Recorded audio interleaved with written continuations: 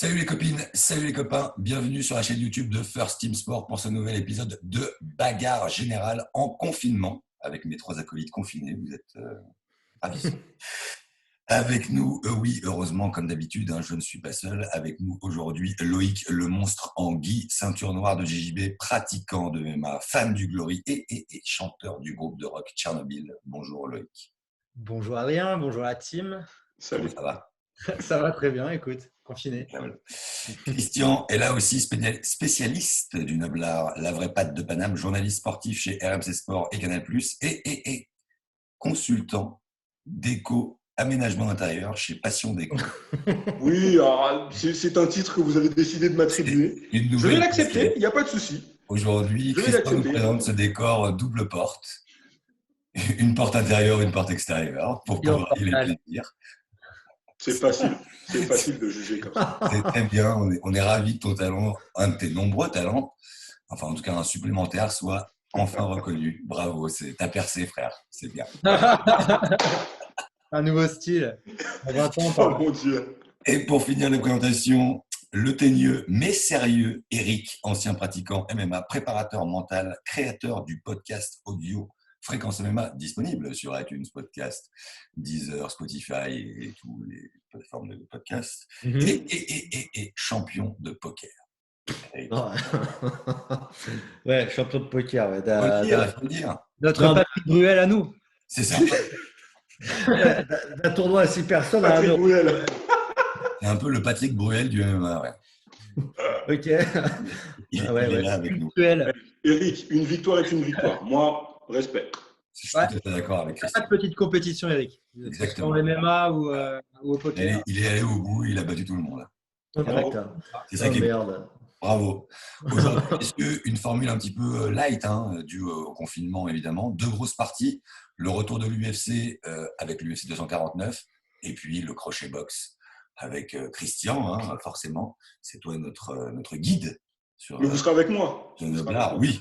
D'ailleurs, qu'est-ce qu'on va avoir comme petit sujet? On va pas Fury Joshua. Exactement. Ils ont commencé à parler. Ce serait un peu dans les tuyaux. Un autre Tyson, mais Mike Tyson, celui-là. Mike Tyson, lui, il fait parler. Voilà.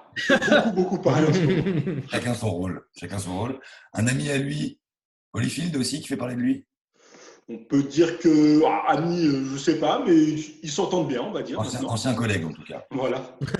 Il y a eu un défi McGregor De La Hoya, alors. Ouais, là aussi, ça parle beaucoup. Le suspense est insoutenable, mais il va falloir commencer avec la première partie quand même, le retour de l'UFC. Avant toute chose, messieurs, je vous rappelle les règles. Je veux des échanges propres, pas de coups sous la ceinture. On ne parle pas en même temps, sinon c'est Lipon. D'accord. J'aime bien cet instant de silence. Très forcé par ma musculature surdéveloppée. On commence avec cet UFC 249, un UFC qui a eu lieu, donc c'est le retour de l'UFC, un UFC qui a eu lieu à huis clos en Floride. Avant de revenir sur les combats, j'aimerais juste une petite minute ou deux chacun sur le contexte, ce qui s'est passé autour de cet UFC 249. Le forfait de Jacare Souza 2 jours avant l'événement, les masques, le comportement de l'UFC, etc. Qu'est-ce que vous en avez pensé? On va commencer par Loïc, puis Christian, et on terminera par Eric. Bah écoute, moi j'attendais un peu impatiemment, je pense comme beaucoup de personnes, de voir comment est-ce que l'UFC allait gérer ça. Comme beaucoup de personnes, j'ai eu très peur quand on a appris pour Jacare. J'ai trouvé ça vraiment spécial de sa part, sachant qu'il le savait qu'il avait été dans des conditions à risque, de quand même continuer tout le processus d'avant combat et de ne pas s'être fait vraiment de ne pas s'être isolé de lui-même, d'avoir fait les tests chez lui tout seul comme un grand et de dire ok c'est bon, voilà, je suis positif, j'y reste, parce qu'il le savait qu'il était à risque.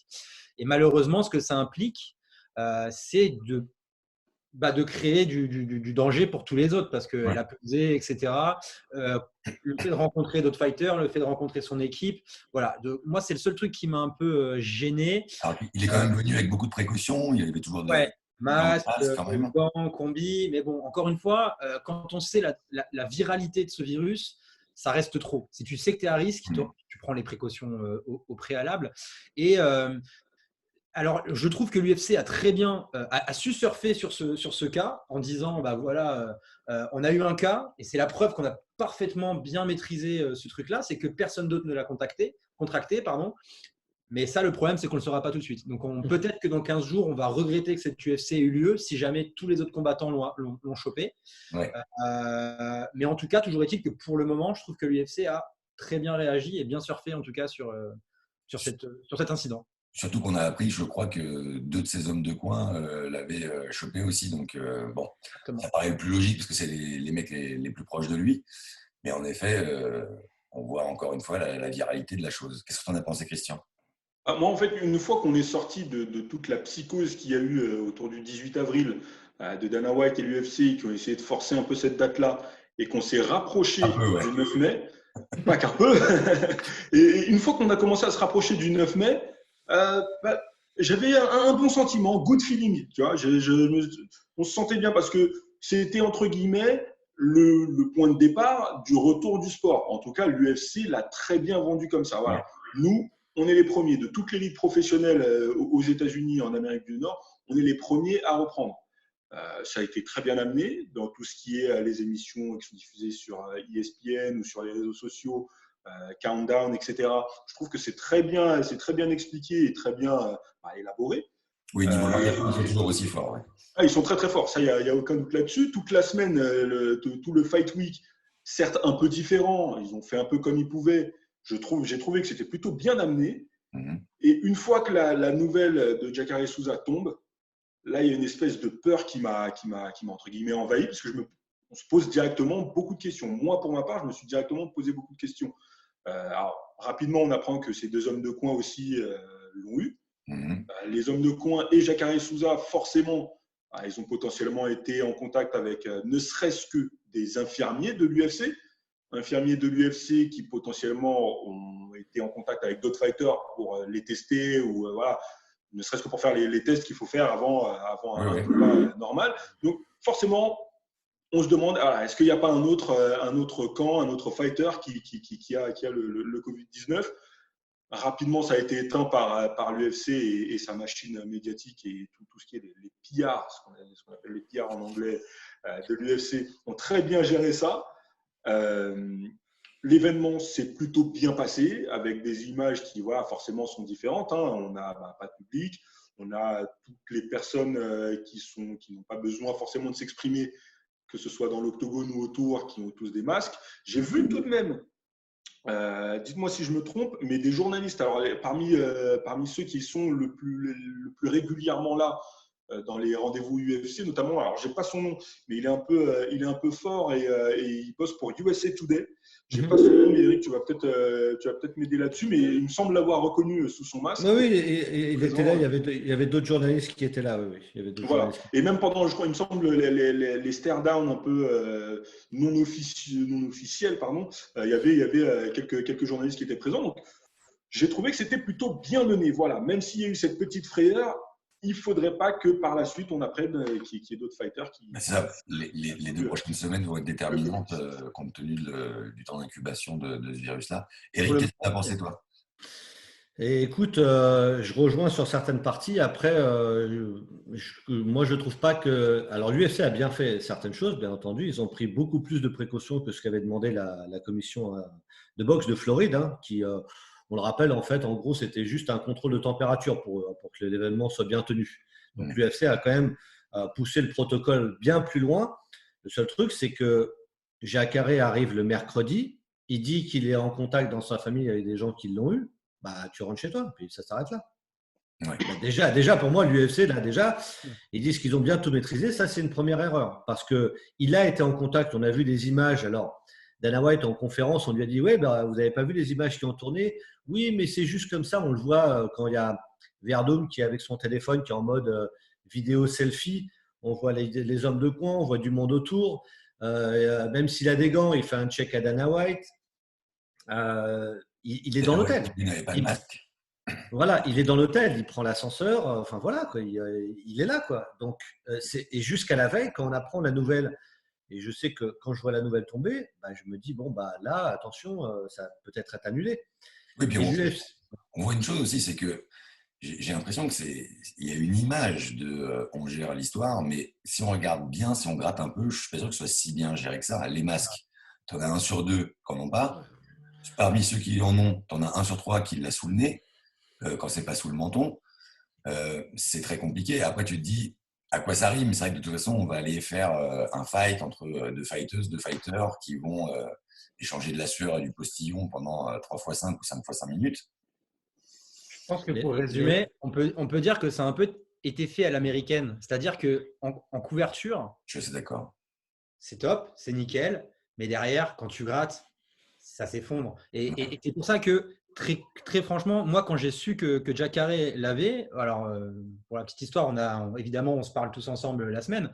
Et je vous ai envoyé ce message en disant « ça pue ». Parce que clairement, moi, je me suis dit, s'ils veulent respecter ce qu'ils ont annoncé depuis le début, ils vont annuler l'événement. Ils vont l'annuler parce qu'ils vont dire non, là, c'est trop risqué. On risque de contaminer 30 fighters, des juges, des arbitres, des journalistes, etc. Et des gens qui valent beaucoup d'argent. Enfin, on parle de Joe Rogan. Le mec vaut énormément d'argent. On parle de DC, on parle de certains fighters qui sont les meilleurs fighters du monde. On ne parle pas d'un match des 12 roumaines. Hein. Clairement, là, on est sur un truc qui vaut des milliards. De respect pour les 12 roumaines. Sans faute. Mais c'est ce qui m'a un peu… Je me suis dit, merde, là, il y a un… Et alors, eux, ils ont très bien rebondi sur le truc. Mais encore une fois, il va falloir être attentif dans les 15 prochains jours parce que ça peut très bien… Le château, là, il a réussi à tenir. Il peut se casser la gueule. Et ça serait dramatique, malheureusement, pas que pour l'UFC.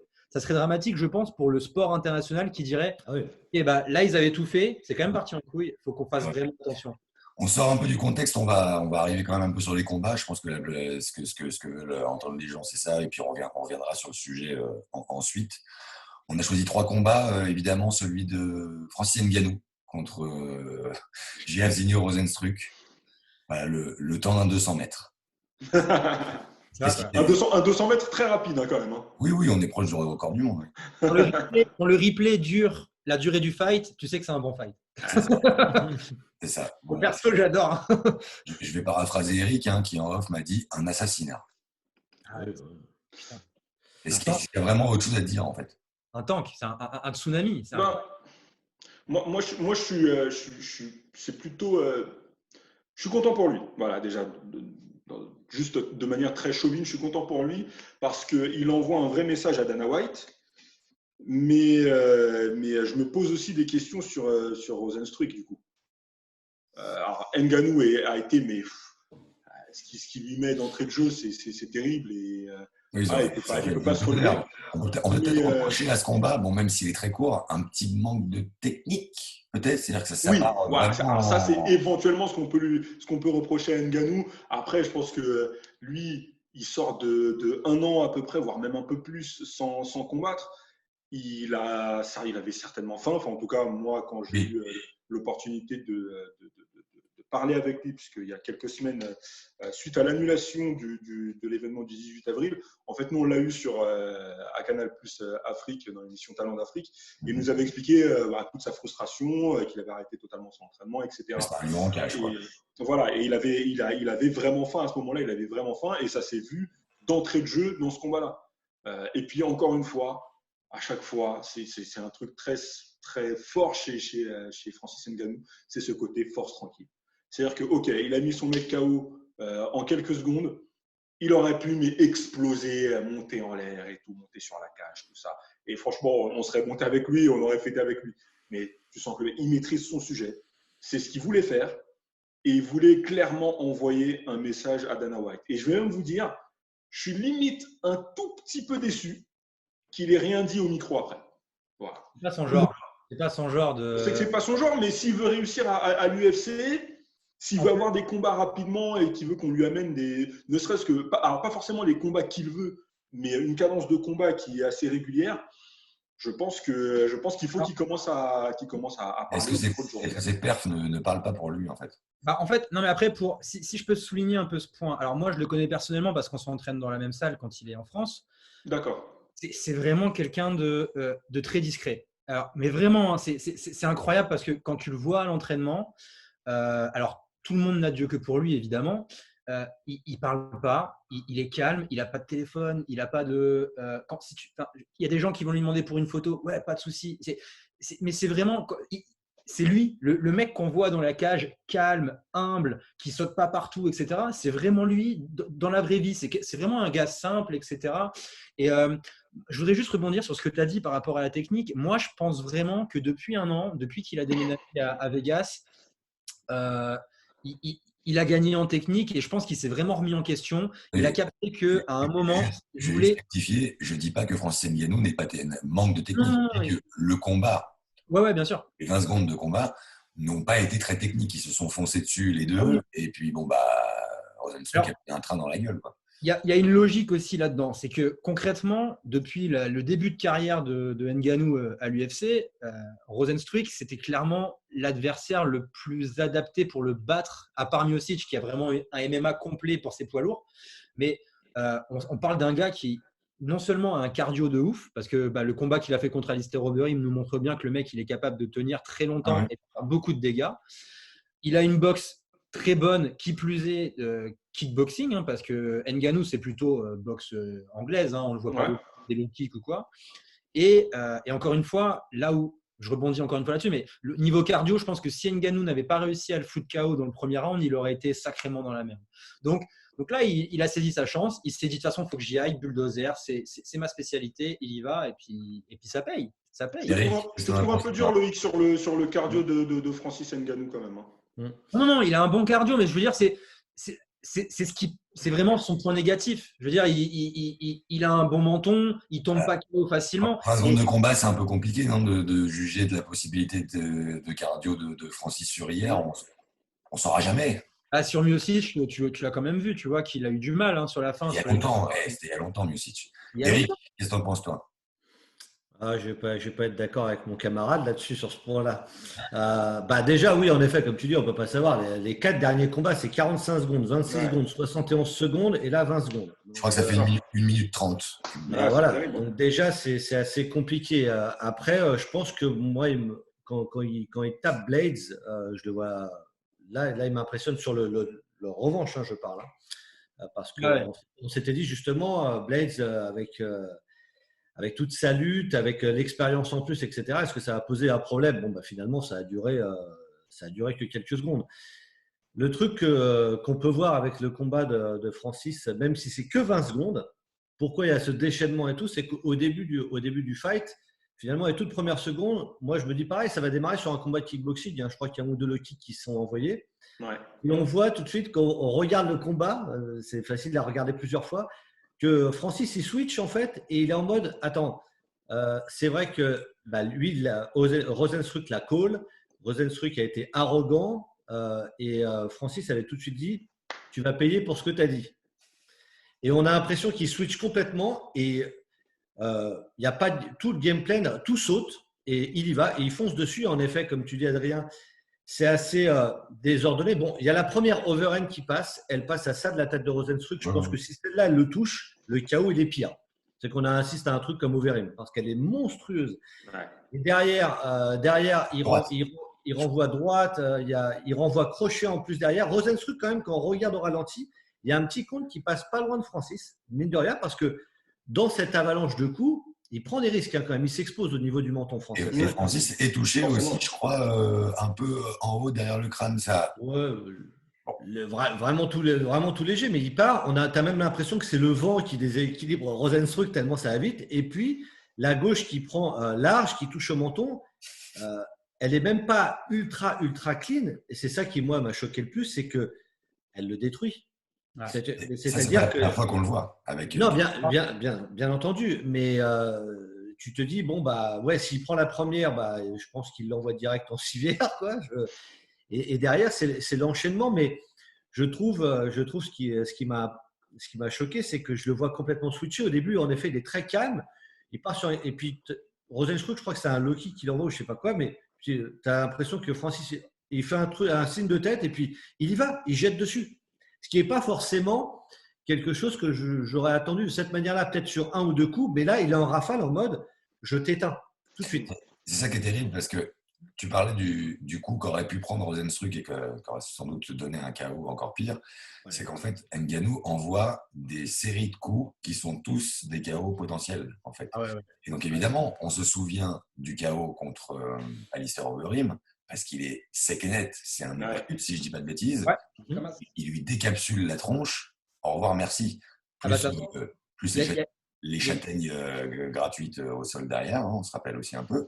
Mais là, en gros, on voit en effet que sur la série de Ngannou, il rate la première frappe, c'est la seconde qui touche. Comme tu le disais, Eric, pas hyper bien, pas le truc de plein fouet, mais ça suffit pour descendre Rozenstruik qui est quand même résistant. Il touche vraiment, je crois, c'est à la 4e. C'est ça qu'il y a là, parce qu'il y a la première qui passe, après la gauche touche pas, il y a une sorte de marteau qui touche un petit peu, et c'est vraiment la 4e quand Rozenstruik est acculé contre la cage qu'il la prend là. 4e frappe quand même. Oui, non, mais bien sûr, mais c'est la manière, en fait, c'est-à-dire que tu te dis, il prend des risques parce que s'il touche à la première ou à la deuxième, non, il touche à la 4e. Donc, entre-temps, il prend quand même des risques en envoyant. Et après, voilà, c'est passé, c'est impressionnant. Il n'y a rien à dire. Moi, ça m'a choqué, comme tout le monde. Et j'étais là, je me dis, waouh. Ce qu'il a souligné aussi, c'est que Rozenstruik, il a un très très gros passif de kickboxing. Et je crois qu'il a 80 combats, si je ne dis pas de bêtises, en kick. C'est pro. Ouais, après, en 20 secondes, c'est peut-être pas suffisant. C'est dur de voir tout ce talent en kickboxing. C'est un mec qui a l'habitude d'avoir des mecs de son poids, qui kick et qui boxe et tout. Ça, je suis d'accord avec toi, Loïc, mais finalement, c'est une question aussi relative au combat en entier. Qu'est-ce qu'on a appris de ce combat? Rien. Pas grand-chose. Mais moi, ce qui j'ai quand même. C'est Ngannou, un punch d'enfoiré. Bon, bravo, super. Le scoop. J'ai quand même un problème avec le niveau global de Rozenstruik, c'est que, comme Eric l'a dit, il est touché vraiment à la 4e. Tu vois, c'est-à-dire qu'il a quand même 3 coups qui sont bien larges avant pour se rendre compte à peu près de ce qui se passe, parce qu'il n'est pas encore sonné. Donc, si au bout de 3 coups bien larges, alors ça va très vite. Mais moi, je me mets à la place d'un combattant justement de kickboxing et d'un artiste professionnel.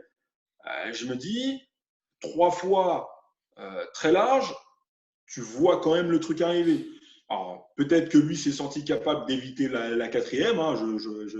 Je ne préjuge pas de ce qu'il avait en tête. Mais moi, ça me pose quand même, encore une fois, un souci sur le niveau global de son adversaire. Je ne dis pas qu'il était pourri. Attention, loin de là.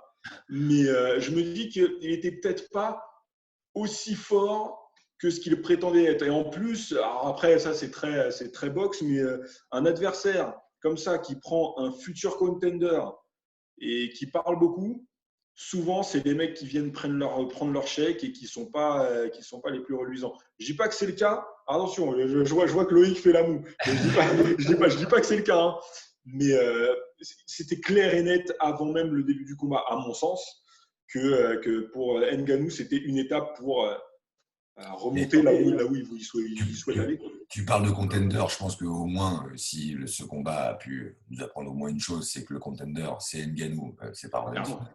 Si on en doutait. Qu'est-ce qu'il faut faire maintenant avec Ngannou? Title shot? Aussi, direct, ouais. Eric. Pas possible, il y a la trilogie en route. C'est ça. Voilà, attendre la trilogie. Alors, on sait que Miocic s'est exprimé en mode je vais revenir, mais ce n'est pas le moment. Et Dana White a mis un peu la pression en disant les combats n'attendent pas, etc. Donc, en gros, il va falloir vraiment décider. Quoi qu'il arrive, on sait que Francis ne combattra pas Cormier parce que Cormier, il a dit c'est un seul combat, c'est la trilogie où je me retire. Voilà. Donc, on pourrait, si ça traîne, on pourrait peut-être éventuellement avoir.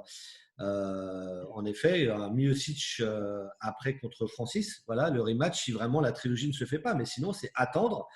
Mais attendre combien de temps? De toute façon, tu l'as dit là, par rapport au niveau Rozenstruik. Mais le problème, c'est que Francis, il y a qui? Enfin, je veux dire, à part là, aller taper un des deux là. Ouais, il n'y a que ces deux-là. Il n'y a personne. J'ai une petite idée. Petit doigt, petite idée. Tony Yoka, t'arrêtes avec ça. Non, j'ai dit Tony Yoka, vous inquiétez pas, c'est Cyril Gane, vous inquiétez pas, dans quelques années, je vous prépare ça pour plus tard, vous inquiétez pas. Non, en revanche, et encore une fois, je vais faire un petit parallèle avec la boxe, ce serait entre guillemets un combat pas seulement d'attente, mais qui pourrait permettre à Ngannou de le faire monter en termes d'image. S'il prend, admettons, un Greg Hardy et qu'il le défonce, il devient encore plus le mec inévitable dans la catégorie pour les deux qui sont au-dessus. Alors, c'est un risque, parce que forcément, tu peux perdre. Mais est-ce qu'il vaut mieux pas prendre un combat, défoncer son adversaire et Hardy, à mon sens, il n'y a pas photo entre Ngannou et Hardy. Est-ce qu'il vaut mieux pas que Ngannou prenne un combat, Hardy ou un autre, et qu'il défonce son adversaire, que ça le build up un peu plus, plutôt que d'attendre un an et au final, même pas être sûr d'affronter un des deux mecs qui souhaite affronter. Je suis d'accord avec toi. Je pense que c'est ce qui peut-être risque en effet de se passer à moins que la trilogie vraiment ne se boucle pas. Je voudrais juste revenir avant que j'imagine qu'on passe au reste des combats sur quelque chose qui avait été, je ne sais plus qui l'a dit, mais voilà, on le sent investi d'une mission. Moi, je ne suis pas trop d'accord. Moi, je l'ai trouvé à l'époque de Miocic, justement, il y avait ce côté un petit peu arrogance et tout ça qu'on n'a plus du tout là. Ouais. Et en effet, on le sent investi. Et je le trouve encore plus flippant. Voilà. Je le trouve encore plus terrifiant qu'il ne l'était avant. Et je trouve que voilà, il sait que c'est inévitable. On sent qu'il sait que c'est inévitable pour lui. On sent qu'il sait qu'il est pour lui le futur champion. Mais moi, je suis d'accord avec Adrien quand il dit les performances parlent pour lui. Et il n'a pas besoin d'en faire plus que ça. Je pense que les performances sont assez terrifiantes pour lui. Et de toute façon, c'est inévitable. À un moment, il va falloir lui redonner sa chance. Il n'y a pas autre chose à faire. Même Dana White, si ça le fait chier parce que ce n'est pas le fighter qu'il préfère le plus à l'UFC, il ne va pas avoir le choix. Hier, il a dit, bon, bah oui, il est juste extraordinaire. Il n'y a rien d'autre à dire. Oui.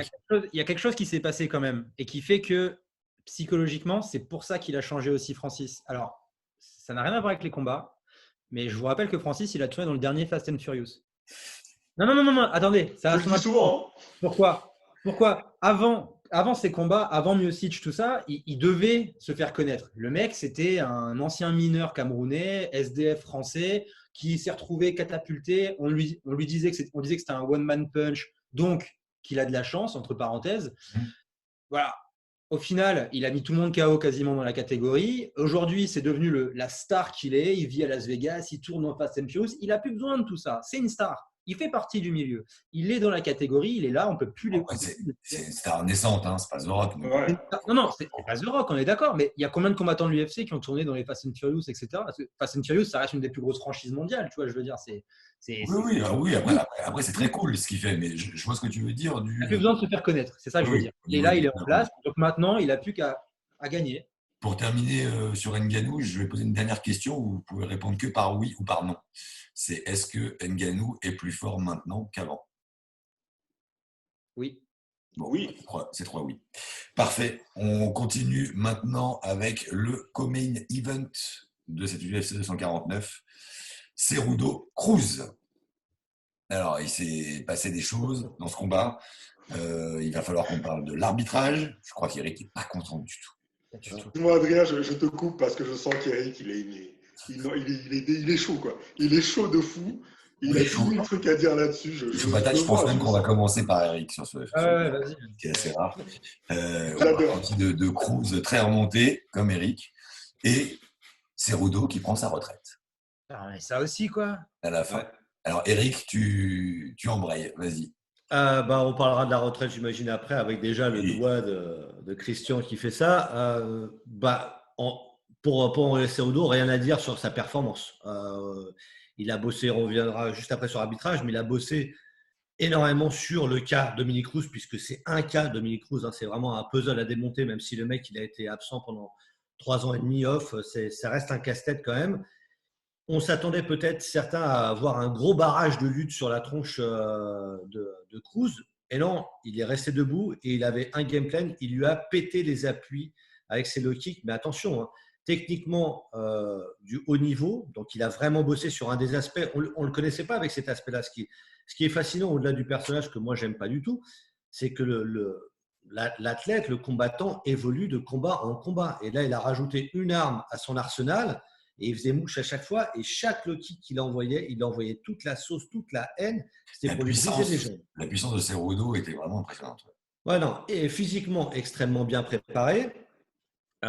Et d'entrée de jeu, il met le ton à un Cruz qui, en effet, moi, je ne m'attendais pas à ce qu'il ait le ring rust, comme on dit, la rouille et tout ça. Je savais qu'au fur et à mesure des rounds, normalement, Cruz monte. Mais au début, c'est vrai qu'il… On est sur un podcast très bilingue, hein, très… polyglotte. Je suis assez content, c'est gros niveau. On continue. Mais Cruz est pas si mal, sauf qu'il n'a pas prévu un tel boulot en face. Je pense qu'il n'était pas parti là-dessus. Hein. Il n'est pas parti sur un Cerudo qui a eu les péter les jambes de cette manière-là.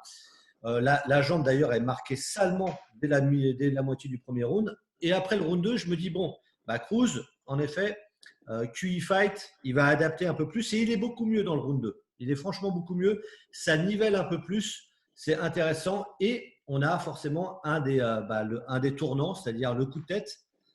Cerudo qui est bien ouvert à la tête. Involontaire, on le rappelle. Bien sûr.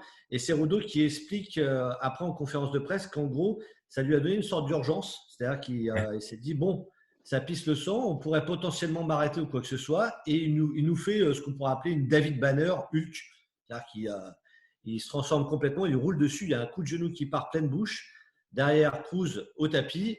Et puis, il embraye patate. Il reste 2 secondes au compteur. Et là, Keith Peterson stoppe le fight. Alors là, je suis devant ma télé. Je peux te dire que la canette a failli partir et exploser l'écran. Pas ça. Je fais pas ça. Ah, là, j'étais… Attendez, là, je trouve que la flamme est bien vive, mais je vais remettre une petite goutte d'huile dessus. Pour moi, l'arrêt, il est convenable. Non, c'est pas possible. Écoute, moi, je suis en train de me refaire, tu vois, les premiers UFC, les premiers Pride et tout ça. Autant il y avait des arrêts très tardifs à une époque, autant là, je remets juste dans un contexte et après, on dira ceux qui veulent dire que c'était convenable. C'est-à-dire que le coup part, il y a les patates, il y a les patates qui arrivent, il y a tout ça, je veux bien. Cruz est en phase de se relever, il dit à l'arbitre verbalement, ne stoppe pas, il reste 2 secondes en compteur, on est sur un championnat du monde, c'est Dominick Cruz, laisse aller au 3e. Je ne dis pas que Cerudo le tape pas dans le 3e, je ne dis pas ça, mais laisse ces 2 secondes-là. Mets un truc clean, comme à l'époque pour Dillashaw, mets un truc clean. Même pour Cerudo, c'est mieux si c'est ultra clean. Et là, tu nous enlèves un truc où tu sais que éventuellement, je ne dis pas qu'il va gagner, mais c'est Cruz. Laissons voir. J'ai envie de voir. C'est pas net. Il est en face de… S'il est au sol, il ne bouge pas, il est amorphe, il prend les patates, tu stoppes. Il est en phase de relever, il dit à l'arbitre ne stoppe pas. Il reste 2 secondes. Les images ne disent pas exactement ça non plus. Hein. Les images, moi, je l'ai revu plusieurs fois. Moi, ça me dit ça, moi. Moi aussi. Je suis 100% d'accord, ce qui est pas très courant. Pas toujours le cas, ouais. Avec Eric. Mais alors là, il reste 2 secondes. 2 secondes. Alors moi, c'est pas comme si… Non, mais s'il reste 2 minutes dans le combat, je peux comprendre que l'arbitre, il se dise merde et tout, c'est chaud et tout. Mais là, il le sait qu'il reste 10 secondes. Il reste 2 secondes. Donc, dans le pire des cas, il n'est même pas dans une position ground and pound où l'autre est en train de l'exploser ou quoi que ce soit. Je veux dire, il est dans une position qui est même pas trop dangereuse. Mais clairement, et c'est ce qu'a dit Eric. La position est sale. Mais moi, c'est le contexte. Il est en train de se relever. Si on stoppe des combats comme ça, belote, ce que vous voulez, quoi. Non, moi, je suis pas d'accord avec vous. On parle de MMA, quoi. Moi, je suis en train de se relever. Moi, je suis pas d'accord avec vous sur une chose. Il est clairement en train de se relever. Ce que dit Eric était. Tu vas faire 10 pompes, Loïc, attention. Donc, là où je ne suis pas d'accord, c'est sur l'histoire du contexte. Le fait qu'il reste 2 secondes, à mon avis, ne doit pas être pris en compte. Et le fait que Dominick Cruz dise « laisse, ne stoppe pas » ne doit pas être pris en compte non plus. Ce n'est pas Cruz qui décide, c'est l'arbitre. L'arbitre, il voit Cruz qui a les yeux, qui danse la farandole après le coup de genou. Ensuite, derrière, il y a un ground and pound. Il a le front sur le sol en permanence, les bras écartés. Il ne défend plus. Ça, moi, je l'ai revu aussi sur les images. En plus, c'est Dominick Cruz, je l'aime bien. Il est en train de se faire éclater la bouche. Pour moi, le stoppage n'est pas scandaleux du tout. Alors maintenant, quand j'entends vos arguments, oui. Est-ce qu'on aurait pu laisser 2 secondes de plus ? Je pense que oui. Est-ce que ça aurait pu ouvrir de fait donc un 3e round ? Évidemment. L'issue du combat n'aurait pas été changée. On a préservé l'intégrité physique de Dominick Cruz. Christian, à toi de parler. Je vais beaucoup décevoir Eric et Loïc. Mais je suis plutôt de l'avis d'Adrien. Parce que moi, quand vous me dites qu'il reste 2 secondes, on peut lui laisser ces 2 secondes. Évidemment qu'on peut lui laisser ces 2 secondes. Et en plus, on ne laisse pas ces 2 secondes à un nouveau venu, on laisse ces 2 secondes à Dominick Cruz, qui est quelqu'un vraiment d'hyper important dans l'histoire de l'UFC. Mais déjà, dans un premier temps, je vais paraphraser Adrien, mais tout Dominick Cruz qu'il est, qui est-il pour dire à l'arbitre ne stoppe pas ? Hein, moi, je veux bien. Hein, alors, s'il peut user de son influence, et effectivement, si l'arbitre décide que, bon, ok, contexte, c'est Dominique Cruz, je lui laisse les 2 secondes, libre à l'arbitre de juger de cette manière-là. Mais à mon sens, l'arbitre, à ce moment-là, il fait le stop, il fait le stop qu'il faut. Pourquoi il fait le stop qu'il faut? Parce que déjà une fois qu'il prend le coup de genou, à mon sens, il est à moitié inconscient. Et oui, sur la fin, il fait le geste de se relever. Mais alors, vous me dites que c'est un geste clair, mais à mon sens, c'est pas totalement clair. Est-ce qu'il se relève tout droit ou est-ce qu'il se relève en mode il part sur le côté? On ne sait pas parce qu'il y a la cage. Et dernière chose, avant que Loïc et Eric réagissent, moi j'ai un exemple très très précis et je pense que tous les fans de boxe qui nous regardent sauront exactement de quoi je parle. C'est un championnat du monde Meldrick Taylor contre Julio César Chavez, 1990. On est dans le 12e round. Il reste franchement exactement la même chose. 2 secondes, 1 seconde même pas. Meldrick Taylor, qui est champion en plus, il est champion. Donc il pourrait, avoir, de la part de l'arbitre, avoir le truc de je laisse le champion avoir ses 2 secondes. Et s'il est au sol, s'il se relève, quand on regarde les cartes, il garde son titre. L'arbitre arrête le combat alors qu'il reste 2 secondes. Il aurait pu lui donner ces 2 secondes-là parce qu'il s'était remis debout et que voilà, même s'il était un peu les yeux à droite à gauche, il s'était remis debout. Mais l'arbitre arrête quand même le combat. Moi, je pense, à mon sens, je ne dis pas que c'est un bon stop. Ce n'est pas un bon arrêt, mais c'est un arrêt qui peut se justifier. Alors, du moment que si tu dis que ce n'est pas un bon arrêt, tu as répondu, hein, c'est bon. Hein. C'est un arrêt qui se justifie. C'est un arrêt qui se justifie. Tu dis quand même que c'est peut-être pas un bon arrêt. Donc, moi, je vais juste, si je peux surenchérir par rapport pour le camp Eric. Mais c'est un arrêt qui se justifie pour moi. Pour moi, l'arrêt de l'arbitre, il veut dire quoi? Il veut dire que le combattant est dans une situation tellement dangereuse, c'est la dernière chance pour le combattant et sa sûreté qu'il sorte en bonne santé. Alors, je sais, bon, moi qui m'entraîne un peu, Eric aussi, je te garantis que si tu es en train de te faire latter la tronche et que tu es à 2 doigts de collapser, tu n'as pas le temps de dire à l'arbitre « Ah, c'est bon, t'inquiète, tranquille, je peux continuer. » tu vois. Donc, il y a un moment, le fait de parler à l'arbitre, pour moi, c'est pas non plus de dire, c'est pas de lui donner de l'influencer, c'est juste de lui dire non, je sais bien, oui. T'inquiète, je vais bien. T'inquiète, je vais bien. Même si tu as l'impression que je vais pas bien, je suis au courant qu'il reste que 5 secondes. Tu peux attendre les 2 secondes. Moi, clairement, c'est ce qu'il voulait dire. Et pourquoi est-ce que je vais aller dans ce sens-là? Bon, moi, personnellement, je suis ceinture de jiu-jitsu brésilien. On a tous des souplesses différentes. Si tu te prends une clé de bras, tu as des mecs, tu vas pouvoir tirer à l'infini, ils sont hyper laps, le bras, il pètera jamais. Et lui, il le sait. Donc, il peut dire à l'arbitre « Non, mais t'inquiète, c'est bon, je suis bien, ça va pas casser. » Et tu as d'autres mecs qui, dans le sens, tu prends des Royler Gracie qui se sont fait péter le bras au Pride en disant à l'arbitre « Non, je vais pas taper. » Ouais, mais le bras, il pète. Donc, je te comprends aussi, tu vois. Mais je trouve que dans ce cas de figure-là, il reste 2 secondes. C'est un championnat du monde. Il y a la ceinture qui est en jeu. Il reste 2 secondes. Attends. Mais moi, alors, dernière question avant que Eric intervienne. Admettons, Cruz se relève. Et donc, il se relève en un instant. En face, Cejudo, il fait quoi? S'il lui met un autre coup de genou, il lui latte la gueule contre la cage, qu'est-ce qu'on fait? Est-ce qu'on ne dit pas que l'arbitre a arrêté trop tard Oui, mais attends, c'est le jeu, ma petite Michel, quoi. Tu vois, j'ai envie de te dire. C'est ma pauvre Lucette. Ma pauvre Lucette. Non, mais à un moment, c'est le jeu aussi. Non, mais mon cher Christian, c'est le sport qu'ils font aussi. Mais c'est le jeu aussi. Enfin, ça fait partie des règles de protéger les fighters. Peut-être qu'en faisant cet arrêt, Cruz a été protégé par l'arbitre. On ne saura pas.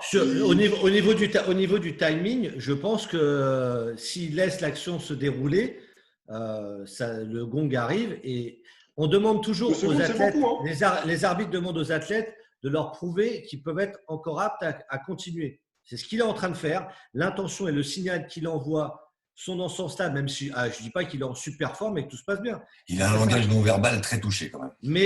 Mais oui, mais attends, quand ça s'arrête pile poil, je ne vois pas un mec qui est comme ça dans tous les sens. Donc, moi, j'ai un problème avec ce stoppage. Et ça m'embête parce que Cejudo fait une vraie perf. Donc là, on est en train de parler du stoppage et je suis en train de dire en gros que Cruz aurait gagné. Ce n'est pas ce que je suis en train de dire. Je pense qu'on est tous conscients de ça. Oui, non, mais voilà, parce qu'il n'y a rien à dire sur la performance d'Henri Cejudo. Là-dessus, il n'y a pas de souci. C'est un super combat, moi, je n'ai pas de problème. Après, quand même me dire à 100% Cejudo gagné derrière, si vous voulez, moi, je ne sais pas. Si vous voulez, vous pouvez le dire. Moi, j'ai un problème avec ce type de stoppage-là Voilà. Après, en tout cas, dans les livres, comme on dit, c'est Cerudo qui s'impose et derrière, il déclare sa retraite. Ouais. Christian, il dit non. Bah, en fait, je dis non pas parce que moi j'y crois pas en fait. J'y crois pas. Il dépose pas les gants hein, dans la cage. Bah déjà, voilà, ça c'est quand même un signe. Et puis même, on sent que tu vois, pendant sa déclaration où il dit voilà, bah, hey, j'arrête, j'ai 33 ans, j'ai ma famille et tout ça, bah, il se tourne et il dit plusieurs fois, hey, bah, il y a Oncle Dana, merci à Oncle Dana et tout. Moi j'ai plutôt le sentiment qu'il lui dit écoute, Oncle Dana, la prochaine fois que je reviens dans l'octogone, j'espère que le chèque il sera beaucoup plus gros. Je vois plus le truc comme ça plutôt que ah bah non j'arrête. Et en plus à la fin, le mec qui arrête, il se met face caméra, il flex, il fait le visage de monstre. C'est bon. Est-ce qu'Henri Cerudo, arrête de nous mentir quoi. Est-ce qu'Henri Cerudo n'a pas regardé The Last Dance sur Netflix avec une espèce de retraite en milieu de carrière pour revenir encore plus fort et encore plus. Moi je pense des idées, c'est comment? Moi, je pense que dans 6 mois, voire début 2021, il sera de retour et le chèque sera plus gros. Mais je ne le vois pas arrêter là, comme ça. J'y crois pas. Personne ne croit à cette retraite alors? Ça dépendra, en effet, comme l'a dit, ça dépendra du chèque. Il faut savoir qu'après Marlon Moraes, il espérait vraiment avoir des payes conséquentes. Ce n'est pas arrivé. Donc, ça, c'est un point assez important pour lui. Après, quand il s'est exprimé en post-conférence, il a tout simplement dit qu'il voulait se retirer au top. Et c'est vrai qu'on ne peut pas lui enlever une chose. Hein, c'est parce que là, on a beaucoup parlé du stoppage et tout ça. Sur le combat, il était plus rapide et plus puissant. Il a fait un travail de malade pour analyser Cruz. Voilà, sportivement, le mec, champion olympique, champion dans 2 catégories, il a défendu les ceintures. Ouais. Bon, voilà. Moi, j'ai bien aimé ce qu'il a dit. Il a dit, j'ai pas été le meilleur lutteur, mais j'ai été champion olympique. Je suis pas le meilleur combattant MMA, mais j'ai pris 2 ceintures et j'ai défendu. Donc, je suis au top de ce qui peut se faire en combattant d'une manière générale. Sportivement, c'est compliqué de lui reprocher quoi que ce soit. Ouais. Voilà. Donc, après, le voir revenir, oui, je pense que si la paye est bonne, il reviendra.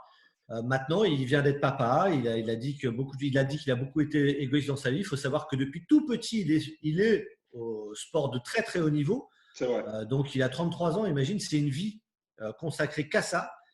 Il a peut-être envie aussi de tourner la page au top. Est-ce qu'il va s'y tenir? Je ne sais pas. Une chose est sûre, c'est qu'à partir de la semaine prochaine, s'il n'a pas changé sa décision, Petr Yan va combattre pour le titre vacant Koch et contre un adversaire à déterminer. C'est ce qu'a déclaré Dana White. Petite question avant que Loïc s'exprime là-dessus. Je n'ai pas tous les tenants et les aboutissants, mais combien de temps est-ce qu'un mec garde sa ceinture à l'UFC? Est-ce que c'est 1 an comme en boxe ou est-ce que à partir du moment où il dit j'arrête, ah bah écoute Coco, tu rends tes titres et basta? Oui, là, je pense. Ah non, mais là oui. Hein. Là, s'il a dit, je te dis, hein, 1 semaine. Là, c'est 1 semaine, ils mettent un titre vacant, ils bookent un titre vacant. Ça ne veut pas dire qu'après, c'est au dos. Il faut avancer. Quoi. À partir du moment où il dit, bon, pour moi, c'est terminé, en effet, c'est terminé. Ça ne dit pas qu'il ne reviendra pas. Hein. Mais il faudra, en effet, comme tu l'as dit, que le chèque soit bon. Parce que il a été extrêmement déçu de la manière dont il était payé. Moi, je vais me remettre en prépa s'il y a un titre intérim qui arrive sur le. Mais franchement, juste terminer sportivement, et excuse-moi Adrien, mais sur le côté en début de fight où il a rendu un petit peu Dominick Cruz et son style un petit peu désuet. Oui.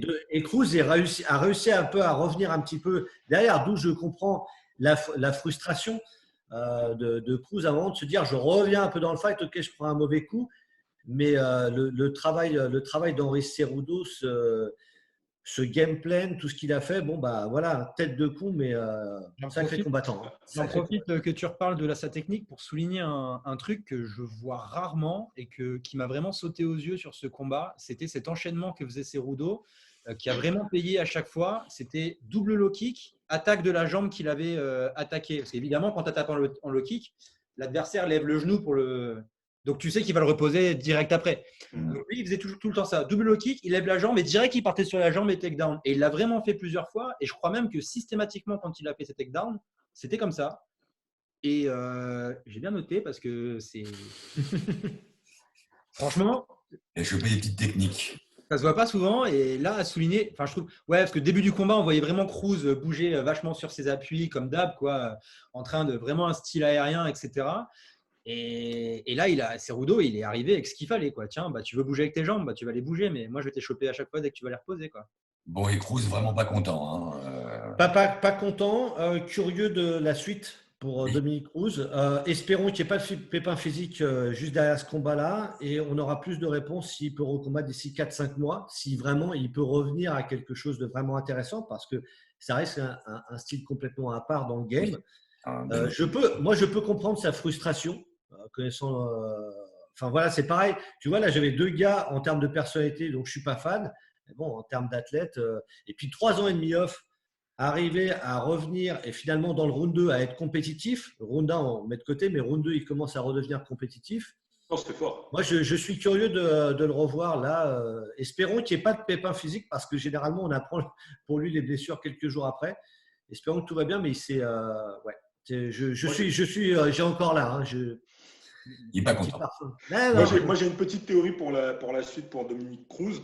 Alors, elle va peut-être pas plaire à tout le monde, mais j'estime que ce monsieur est essentiel à l'UFC, mais au poste de commentateur. J'estime que si ce n'est pas encore le cas, vous allez tout de suite me le dire, mais il faut lui confier une émission en plus de ce qu'il a au poste de commentateur. Donc, ce que je préconise, moi, après c'est que mon avis, c'est un beau combat d'adieu entre guillemets pour en gros le saluer sa carrière et tout, et ensuite qu'il ait un rôle à l'UFC, que ce soit à la télé, commentateur ou quoi, et même en coulisses avec des jeunes combattants UFC et tout. Je pense que c'est quelqu'un qui peut être essentiel, qui est déjà essentiel à l'UFC à mon sens pour ce qu'il fait à la télévision, mais un mec comme Dominique Cruz qui parle à des jeunes fighters, ceux qui viennent d'arriver notamment, je trouve que ça peut être génial. Voilà. Ça peut être une idée. Après, il faut garder à l'esprit aussi que Dominique Cruz, c'est une personnalité un petit peu à part. Hein. C'est pas qu'un style de fight. C'est un mec qu'on voit tout le temps tout seul, avec son petit chien ou avec sa maman. On n'a aucune autre idée de sa vie perso, de son quotidien, etc. Quand il est dans la cage, c'est un tueur, mais il a un style qui est propre à lui-même, qu'on a vu nulle part ailleurs. Au niveau commentaire, il excelle. Ah, il est super fort. Et j'ai l'impression que c'est une bécane quand même assez difficile à faire tourner, un petit peu comme dans le fight où dans la cage il est absolument exceptionnel, mais trop rare parce que un petit peu fragile aussi. Il y a ça aussi. Beaucoup de pépins. Donc l'avenir nous dira si on a le plaisir de revoir Dominique Cruz. On va passer au main event, messieurs. Tony Ferguson contre Justin Gaethje. Quel combat! J'ai passé un combat comme ça, je crois. Et il y avait ma meuf à côté de moi qui ne regardait pas, et j'avais les écouteurs, et je passais mon temps à faire. Et pourtant, 5 rounds debout, Loïc. Quel combat de merde! Ça sera le running gag. Je pourrais lui demander, j'arrêtais pas de crier, mais va au sol, bordel! Bon, après, à côté de ça, Gaethje, on sait qu'il a un lourd passif de lutte, donc ça n'aurait pas été aussi facile. Je relate rapidement les faits du combat et puis je vous donne la parole ensuite, messieurs. D'abord, une démonstration de capacité d'encaissement debout. Hein. Échange de parpaings, menton d'acier. Déjà, dès la première reprise, on se dit, bon, c'est bon. On a le combat qu'on pensait qu'on allait avoir. Au bout du deuxième round, cet uppercut de Ferguson, à la fin du deuxième round, premier knockdown du combat, très rapide. Hein. Ouais. Il a dit, hop, un petit genou par terre, hop, il remonte tout de suite. Il avait dû voir le stoppage de Cruz et il s'est dit, bon, on va pas laisser de possibilité à une mauvaise interprétation. Donc il remonte tout de suite. Là, pour moi, il y a un partout là, à ce moment-là. C'est difficile à noter le premier, un peu plus difficile que le second. Troisième round, on a l'œil de Ferguson qui commence vraiment à gonfler. Gaethje qui touche lourdement, plusieurs fois. Ferguson, lui, il reste créatif. Mais on sent quand même que la Gaethje commence à prendre un petit avantage dans le combat. Hein. Puis c'est la foire à la châtaigne. Hein. Ça envoie dans les deux sens, ça touche dur dans les deux sens. Les deux tiennent bon. Quatrième, Ferguson résiste fort, mais Gaethje touche beaucoup plus souvent. Et puis à chaque fois qu'il touche, c'est pas juste des touches, quoi. Il envoie des trucs qui aurait pu coucher un bon nombre de combattants. Mais Ferguson, lui, pour l'instant, reste debout. Ferguson se fait toucher très très fort au milieu du 4. Avantage Gadji, hein, très clairement, à la fin du 4, c'est 3-1 pour Gadji. Et puis à la 5e, on a un Gadji là, qui roule sur un Ferguson qui cuit. Voilà, qui a entamé physiquement, qui a entamé psychologiquement, qui a entamé au niveau du cardio. Arrêt de l'arbitre à 1 minute 30 de la fin, après un dernier jab de Gadji que je qualifie de mi-langue de caméléon, mi-caterpillar. Voilà, je trouve que c'est un bon petit mix pour une victoire par TKO de Justin Gadji et une ceinture intérim. Qu'est-ce que vous en avez pensé, messieurs? À toi, l'honneur, Loïc. Alors, comme je te disais, moi, j'ai vraiment vécu le combat. Je prenais les coups en même temps que Ferguson. J'étais pas bien. Et chaque fois qu'il se prenait un coup, je me disais, mais c'est pas possible, c'est le dernier. C'est pas possible. Mais c'est incroyable. Il s'est pris des patates, mais faut le mettre contre Ngannou. Il faut faire un test pour voir. N'abuse pas, toi aussi. Tu veux envoyer les gens à la mort ou quoi? Non, mais en vrai, attends, mais qui peut dire qu'il a autant encaissé que lui sur un combat? Parce que là, chaque coup, parce que ce qui est incroyable, c'est que comme l'arène est vide, t'entends parfaitement la puissance des coups. Et là, mais moi, chaque coup, c'est pour ça que je sursautais. Je me disais, mais c'est pas. J'avais mal pour lui de ouf, quoi. Il y a ça. Alors, moi, il y a une chose qui m'a frappé, c'est que Ferguson n'a absolument pas suivi le game plan que lui disait son corner. Pour les non-initiés, dans son coin, il y avait Eddie Bravo. Eddie Bravo, qui est le coach aussi de Joe Rogan en Jiu-Jitsu. Et Eddie Bravo lui dit plusieurs fois, c'est le moment de faire ton Imanari. Imanari, c'est une espèce d'attaque dans laquelle tu pars dans les jambes en roulade, qui est assez inattendue si tu le travailles pas et qui est très très très efficace. Palares, pour ceux qui s'en rappellent, a déboîté pas mal de genoux en faisant ça. C'était un peu sa spécialité. Voilà. Et plusieurs fois, Eddie Bravo lui dit, c'est le moment de faire ton Imanari. Il l'a tenté une seule fois. Oui, j'allais dire, il l'a tenté, oui, mais ça a été dégueulasse. On a l'impression qu'il a en fait. Il était tué. Et à partir du moment où j'ai entendu Eddie Bravo lui dire, j'attendais que ça. Et on voyait qu'il essayait de tenter. Il faisait des jabs sur les cuisses pour un peu feinter, mais il ne l'a jamais vraiment fait. Donc, je pense qu'il n'a pas vraiment respecté son game plan et que ça n'a vraiment pas été en sa faveur. Et je m'attendais à un retour sur le round 3 parce que Gadji, sur le round 3, il avait un peu moins de cardio, j'avais l'impression. Enfin, il soufflait plus. Il y a eu cette espèce de tentative de sweep un peu capoeira là, où on voit Gadji tomber et tout. Et je me suis dit, là, on a un vrai retour de Ferguson qui va attaquer, mais finalement, non, rien, quoi. Mais bon, je pense que le truc à retenir de ce combat, c'est non, mais c'est quoi ce menton, quoi? C'est un mur. Les deux, hein, les deux. Ouais, les deux, mais Ferguson encore plus parce que c'est un platane, quoi. Là, vraiment. Avant de passer à Christian, juste, vous changez plus de place sans me demander la permission. Okay. Parce que, je ne sais pas si vous avez remarqué, vous avez switché de place. Effectivement, Eric et Loïc ont switché. Voilà. Voilà. Pour tout le monde, ce sera Loïc et Christian qui avaient switché.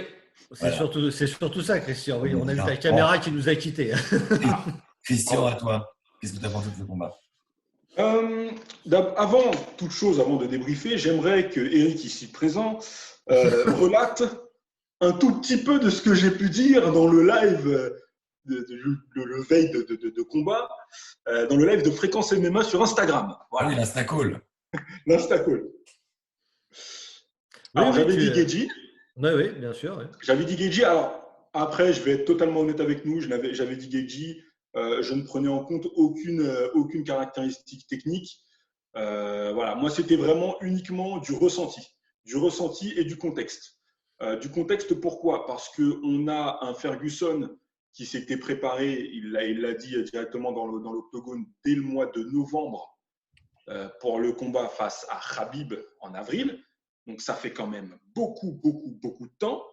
Et même si par la suite, il a eu un laps de temps pour adapter un peu sa stratégie à Gadji, quand tu fais autant de temps à te préparer pour un mec, forcément, c'est là-dessus que tu t'orientes, même quand tu affrontes un autre adversaire.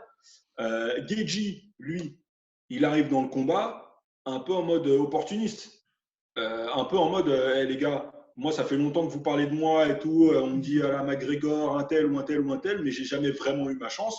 Donc lui, il a une faim de loup. c'est tout bénef pour lui. Au pire, s'il perd, il reste au même niveau auquel où il est, puisque aucune honte à perdre contre Ferguson. Et s'il gagne, là, ça lui ouvre les portes de tout ce qu'il voudrait éventuellement avoir. Et dernier truc, moi, ouais, Gaethje, moi, il me dégageait quelque chose vraiment de fort, une puissance, quelque chose de vraiment… Avant même le combat, et sur ses dernières sorties, il me dégageait vraiment quelque chose de très, très, très puissant. Et j'avais hâte de voir si Ferguson pouvait résister face à ça. Mais on a eu un petit doute quand même, justement, à la fin du deuxième round. Mais c'est vrai que toute la physionomie du combat est tellement impressionnante, surtout face à Ferguson. Ouais. Qu'est-ce que tu en as pensé, toi, Eric ? Je rebondis tout de suite sur ce qu'a dit Christian. Je le rejoins à 100% là-dessus, sur ce qui s'est passé avec Ferguson et cette préparation monstrueuse pour Khabib. Et c'est vrai que quand moi, par exemple, je disais Ferguson, c'est beaucoup le cœur, mais avec une vraie inquiétude. Alors après, moi, j'ai une vraie inquiétude avant le round 3. Moi, ce qui m'a bluffé là, c'est qu'il fasse ça et qu'il tienne et qu'il aille faire ça jusque dans le 5e. Oui. Parce que dans le début de combat, à l'instar de ce qu'a fait Cerudo contre Cruz, on a un Gaethje qui est un des meilleurs low kick du game et qui a complètement fracassé la jambe. Pareil pour les déplacements de Ferguson dans tous les sens. Ferguson qui n'arrête pas de changer de garde et tout. On a, comme tu l'as dit, Adrien, vraiment des deux côtés. Ça bastonne des deux côtés. On a les coups les plus durs, mais ce n'est pas une nouveauté chez Gaethje. Ferguson lui rend bien l'appareil. Et on se dit, quand on connaît bien l'animal Ferguson, on sait qu'il prend des coups. Il peut prendre des gros coups dans la gueule, mais on sait que de toute façon, petit à petit dans le combat, il monte et ça va switcher. Et quand il y a cette uppercut à la fin du deuxième, où Gaethje réagit comme il ne réagit jamais, c'est-à-dire qu'il prend vraiment la touche et au lieu de partir comme un couillon à l'abordage, il step back. Et ça, c'est un vrai changement chez Justin Gaethje. Moi, c'est le QI fight qu'il a donné dans ce combat-là. Même quand il a touché fort, il n'est jamais parti à la guerre. Chose qu'il aurait fait avant. Mentalement, il était extrêmement impressionnant parce qu'il était serein. Il dégageait, comme tu dis, toute la semaine cette impression d'un mec qui était, je ne sais pas, tellement relâché qu'il partait pour une grosse performance. Et il l'a prouvé. Il l'a dit à son coin juste avant de monter. C'est vivre ou mourir, mais il se sentait extrêmement relâché. Et derrière, Ferguson, à contrario, et là je suis désolé, j'enlèverai à la performance de Justin Gaethje, je n'ai pas vu Tony Ferguson. J'ai revu le combat justement après pour essayer un peu de comprendre. À la fin du round 2, je me dis, round 3, comme toi Adrien, je me dis, il va enclencher. Et là, ça va être très compliqué. Ça va être très compliqué pour Gaethje parce que l'autre, il va se caler devant, il va lui mettre un barrage technique, ça va partir dans tous les sens et ça va être compliqué. Et peut-être que Gaethje ne va pas avoir le cardio du fait de la prépa un peu plus courte. Et en fait, Gaethje tient, mais c'est surtout qu'on voit au début du round 3, mais je trouvais un Ferguson plus lent dans les déplacements, un manque de créativité chez Ferguson qui est quand même son arme. Comme l'a dit Loïc, jamais de tentative de sol à un moment, de changement de niveau, de choses comme ça. Et en effet, un menton surhumain. Les 3/4, 99% des mecs qui auraient pris les patates de Gaethje dans cette catégorie-là, c'est dodo. Lui, tu ne sais pas. Ça vient d'ailleurs. Je me suis posé la question aussi, et puis j'ai essayé de lire ça dans le regard de Gaethje, parce qu'à un moment, Gaethje aurait pu se demander, putain, il faut faire quoi pour le coucher, l'autre ? Exactement. On l'a trouvé, visiblement. Oui, mais c'est là où Gaethje, franchement, par rapport à ce qu'il faisait avant, où des fois on disait, mais pourquoi tu t'envoies là-dedans ? Je trouvais extrêmement posé. Il n'a jamais pris plus de risques que ce qu'il ne fallait. Il touchait dur, belle combinaison, il y avait du crochet gauche, jab au corps, des low kicks, il y avait des belles combinaisons. Boum, il reculait, il laissait venir. À des moments, je vous laisse vous en souvenir, il y a des crochets qui partent ou des jabs qui partent, où tu as Ferguson, il swing, il danse complètement et il n'y va pas. Et tu te dis, bon, il va jeter. Et là, moi dessus, il m'a complètement, franchement, il a roulé sur Ferguson et je ne m'attendais pas à ce qu'il fasse ça sur 5 rounds, très sincèrement. C'est impressionnant, c'est de voir Ferguson complètement dépassé comme ça. Mais justement, je reviens sur cette peur que tu mets en lumière, Eric. Enfin, peur, non, mais cette réserve, entre guillemets, de Gaethje. Je pense que c'est entre guillemets, la peur du conquérant. C'est celui qui va gravir la montagne, qui est un peu flippé et qui, du coup, fait attention à tous ses faits et gestes. Moi, je l'ai vu, et je pense que vous aussi, à la fin du 4e round, où il revient dans son corner, il est assez sûr de lui quand même, et parce que il domine totalement la confrontation. Son coin lui dit directement, écoute, la dernière fois que tu t'es un peu relâché et tout, ça s'est mal terminé. Lui, tout de suite, répond, t'inquiète pas, je sais ce que j'ai à faire, voilà, je ne prendrai pas trop de risques, je vais y aller. Et moi, ma crainte aussi, c'était que il reste un peu sur le reculoir dans le dernier round et qu'au final, ils perdent ou qu'ils fassent match nul parce que lors du dernier round, il n'aurait pas fait assez. Et au final, quel dernier round il nous offre un stoppage qui, à mon sens, c'est. Là, pour le coup, il n'y a rien à dire. Oui, voilà, il n'y a rien à dire. Il envoie un gros message à beaucoup de monde. Et pour Tony Ferguson, alors après on reviendra sur les suites plus tard, c'est pas super. La conjoncture dans laquelle il prend cette défaite est vraiment pas bonne pour lui. Ouais, on peut commencer justement pour savoir ce qui va se passer pour Ferguson ensuite. Parce que après le combat, on a quand même un Justin Gaethje qui jette la ceinture intérim. Il n'en veut pas. Hein. Lui, il veut la vraie ceinture léger.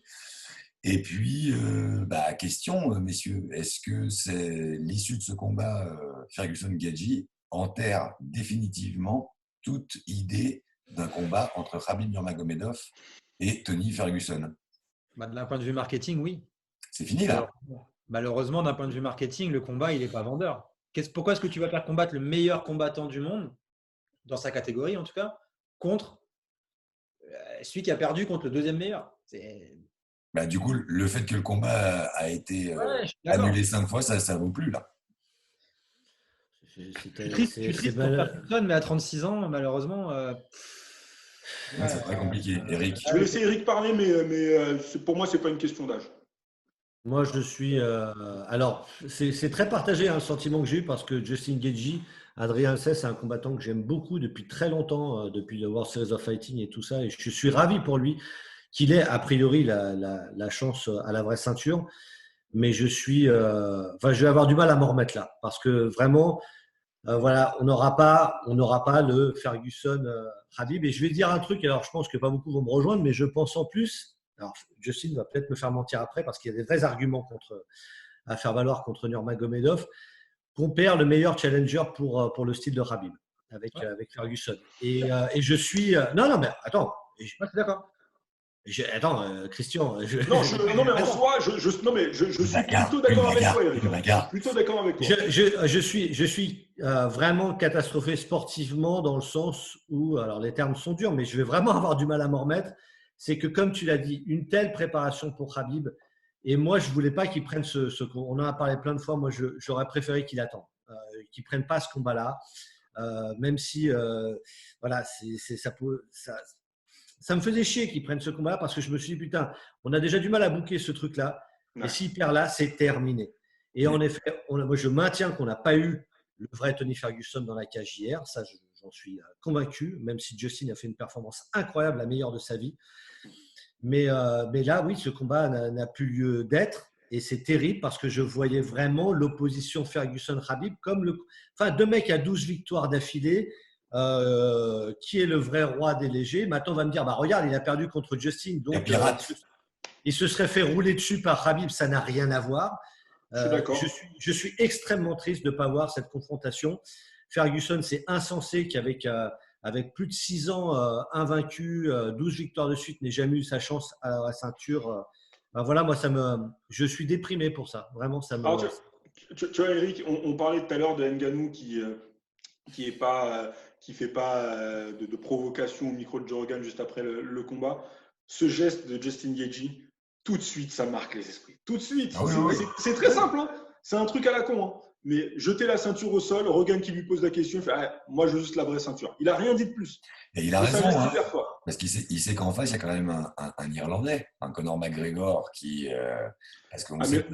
Mais là, ça rebat toutes les cartes, à mon sens. On en a parlé dans le dernier podcast Fréquence MMA avec Eric. Endeavor, l'UFC, Disney, ESPN ont besoin de sous. Oui. Alors, Khabib a dit qu'il pouvait être disponible plus tôt qu'on ne le pensait. Donc, ça peut peut-être faire envisager 2 combats pour Khabib Nurmagomedov avant la fin 2020. Mais c'est beaucoup, hein? Ça peut paraître beaucoup aussi. Ce qui est sûr, c'est qu'il y en aura au moins un. Mais donc, le prochain pour Nurmagomedov, c'est qui? C'est Gaethje pour le sport ou c'est McGregor pour le fric?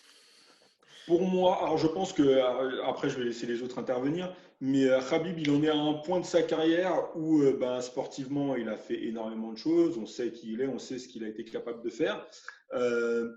pour moi, je pense qu'il est tellement à un niveau de confiance personnelle. Il est au sommet. Dans sa tête, il est au sommet. On le voit dans sa manière de parler, dans son tweet. Hein. Alors, son tweet, no comment. C'est en mode, vas-y, ok, c'est votre affaire entre petits. Je vous commande pas, tu vois. Moi, je pense qu'il va faire… Comment ? Il y a 2 tweets, pardon, je rebondis juste sur une chose. Il a dit no comment à la fin du combat, donc ça c'est pour Ferguson, et après il a félicité Gaethje. Moi je pense qu'il va se laisser tenter, entre guillemets, par un gros chèque face à McGregor, et ça sera peut-être l'erreur qui va lui coûter beaucoup. Ah oui, c'est vrai que si c'est un pépin là-dessus, ça peut être ennuyeux. Parce que, alors, du coup, tu rejoins un peu Eric en pensant que Gaethje a un profil moins problématique pour Nurmagomedov que n'aurait pu l'être Ferguson. Il faut répondre, les gars. Moi, je mettrai un tout petit bémol à ce que j'ai dit avant que ça leur laisse le temps de réfléchir à la réponse. Pour Gaethje, par contre, on le sait qu'il a un gros passif en lutte. Si Khabib n'arrive pas à emmener dans sa zone de confort, à savoir lutte au sol contre la cage, précision vraiment contre la cage, debout en tout cas, Khabib va avoir de gros soucis. Et surtout, le mental et le QI de Justin Gaethje qu'on voit là, s'il reproduit, ça rebat aussi un petit peu ma pensée. Maintenant, au niveau style, c'est vrai que je suis extrêmement peiné. Khabib contre Gaethje ne restera pas debout comme l'a fait Ferguson. C'est sûr. Moi, j'allais rebondir justement sur ce qu'a dit Eric parce que c'est exactement ce que j'allais dire. Il faut garder en tête que Gaethje, il n'a pas un passif de lutteur. C'est un excellent lutteur. Oui, bien sûr. Je pense même que d'un point de vue sportif, il est bien plus gradé en lutte que Khabib, genre largement. Donc, je pense que mine de rien, en y réfléchissant bien, ça va être un adversaire très très dur. Le truc qui manque à Gaethje, je pense, et qu'avait Ferguson face à Khabib, c'est un potentiel soumission et victoire au sol. Que ne va pas avoir Gaethje. Gaethje, il va savoir contrer, il va savoir faire très mal debout, mais il ne va pas savoir finir au sol parce que Khabib est vraiment trop fort là-dedans. Ferguson aurait très bien pu soumettre, je pense, Khabib. En tout cas, si lui ne pouvait pas le faire, personne d'autre ne pourrait le faire. Donc, c'est clair. L'élément qui peut nous amener forcément à un Khabib Gaethje avant que Khabib éventuellement affronte McGregor, c'est si cet été McGregor fait son retour. Alors on entend beaucoup de choses potentiellement face à Masvidal, ça peut changer beaucoup de choses. Mais à mon sens, là, j'estime que Khabib, vu le sommet auquel il est et vu qu'il a aussi dit qu'il ne comptait pas être éternel dans la cage, je pense qu'un dernier très gros chèque contre Khabib, ça peut être le truc qui soit le met au sommet, au sommet absolu, soit quelque chose qui lui donne sa première défaite. Et là, pour finir, McGregor-Ferguson, ça n'a pas de sens non plus après cette défaite-là. Un beau combat, ouais. Ça peut permettre à Ferguson de se relancer. C'est ça. La valeur sur la bourse UFC de Ferguson peut augmenter. Si on imagine un Nurmagomedov, Gaethje pour le titre, pour faire patienter les deux autres, est-ce que Ferguson-Connor, c'est un combat convenable ou est-ce que finalement l'UFC a plus intérêt à faire combattre Connor contre un Masvidal, contre un Diaz? Ouais, Diaz. Ils se sont chauffés un petit peu là sur Twitter avec Diaz, les deux. Connor lui a dit vas-y, signe le contrat. Écoute, en termes de timing, je pense que le timing peut sauver le Gaethje Khabib. Et un paramètre aussi important, c'est qu'ils ont les deux le même manager, Ali Abdelaziz, oui, extrêmement influent à l'UFC. Et le fait que Dana White hier, il a dit en gros, comme Khabib veut revenir plus tôt et tout ça, on va essayer de booker ça au plus vite. Ce qui peut en effet donner la chance à avoir 2 combats de Nurmagomedov cette année, en terminant en beauté avec Connor, parce que quand même, ils ont envie quand même de faire un combat avec Connor avec avec du public. Parce que c'est quand même des gates à 20 millions, donc c'est pas négligeable non plus. Eh bien, comme souvent, je conclurai par l'avenir nous le dira. Il y a quand même quelque chose sur lequel j'aimerais revenir à propos de l'UFC 249, surtout en France. On a eu un petit problème de diffusion. Je pense que c'est ça qui va rester aussi beaucoup dans la tête des gens. Alors, je préviens, Christian, tu n'es pas obligé de répondre. Non, on peut en parler, il n'y a aucun souci. Lors du prochain topic, voilà, on t'en parlera. Eric, toi, tu n'étais pas là, mais tu as quand même quelques infos. Donc, tu pourras aussi nous dire comment ça s'est passé au Canada. En effet, l'UFC 249 n'a pas, en tout cas la main card, n'a pas été diffusée en direct sur RMC Sport 4, comme d'habitude. Il a été diffusé gratuitement, en tout cas en France, sur le Fight Pass. Ouais. Donc, le Fight Pass est une application qui appartient à l'UFC, à laquelle il faut être abonné pour 10 € par mois, qui donne accès aux early prélims et aux prélims de tous les événements, aux main card des Fight Night, mais en général pas aux main card des pay-per-view. Là, c'était le cas, la main card du pay-per-view était accessible gratuitement, sans surcoût. Qu'est-ce qui se passe entre RMC et l'UFC? Est-ce que tu peux nous dire quelque chose, Christian, ou pas? Très honnêtement. On rappelle que tu es journaliste sportif, notamment, entre autres, pour RMC. Notamment parce que, donc, comme vous le savez, je bosse pour plusieurs médias, parce que je suis pigiste. Et les pigistes ne sont pas forcément invités aux tables de négociation. Les pigistes ne sont pas forcément invités aux tables de négociation et aux tables des décideurs dans les chaînes, et surtout des chaînes aussi importantes que RMC Sport 4 ou que le groupe RMC Sport dans sa globalité.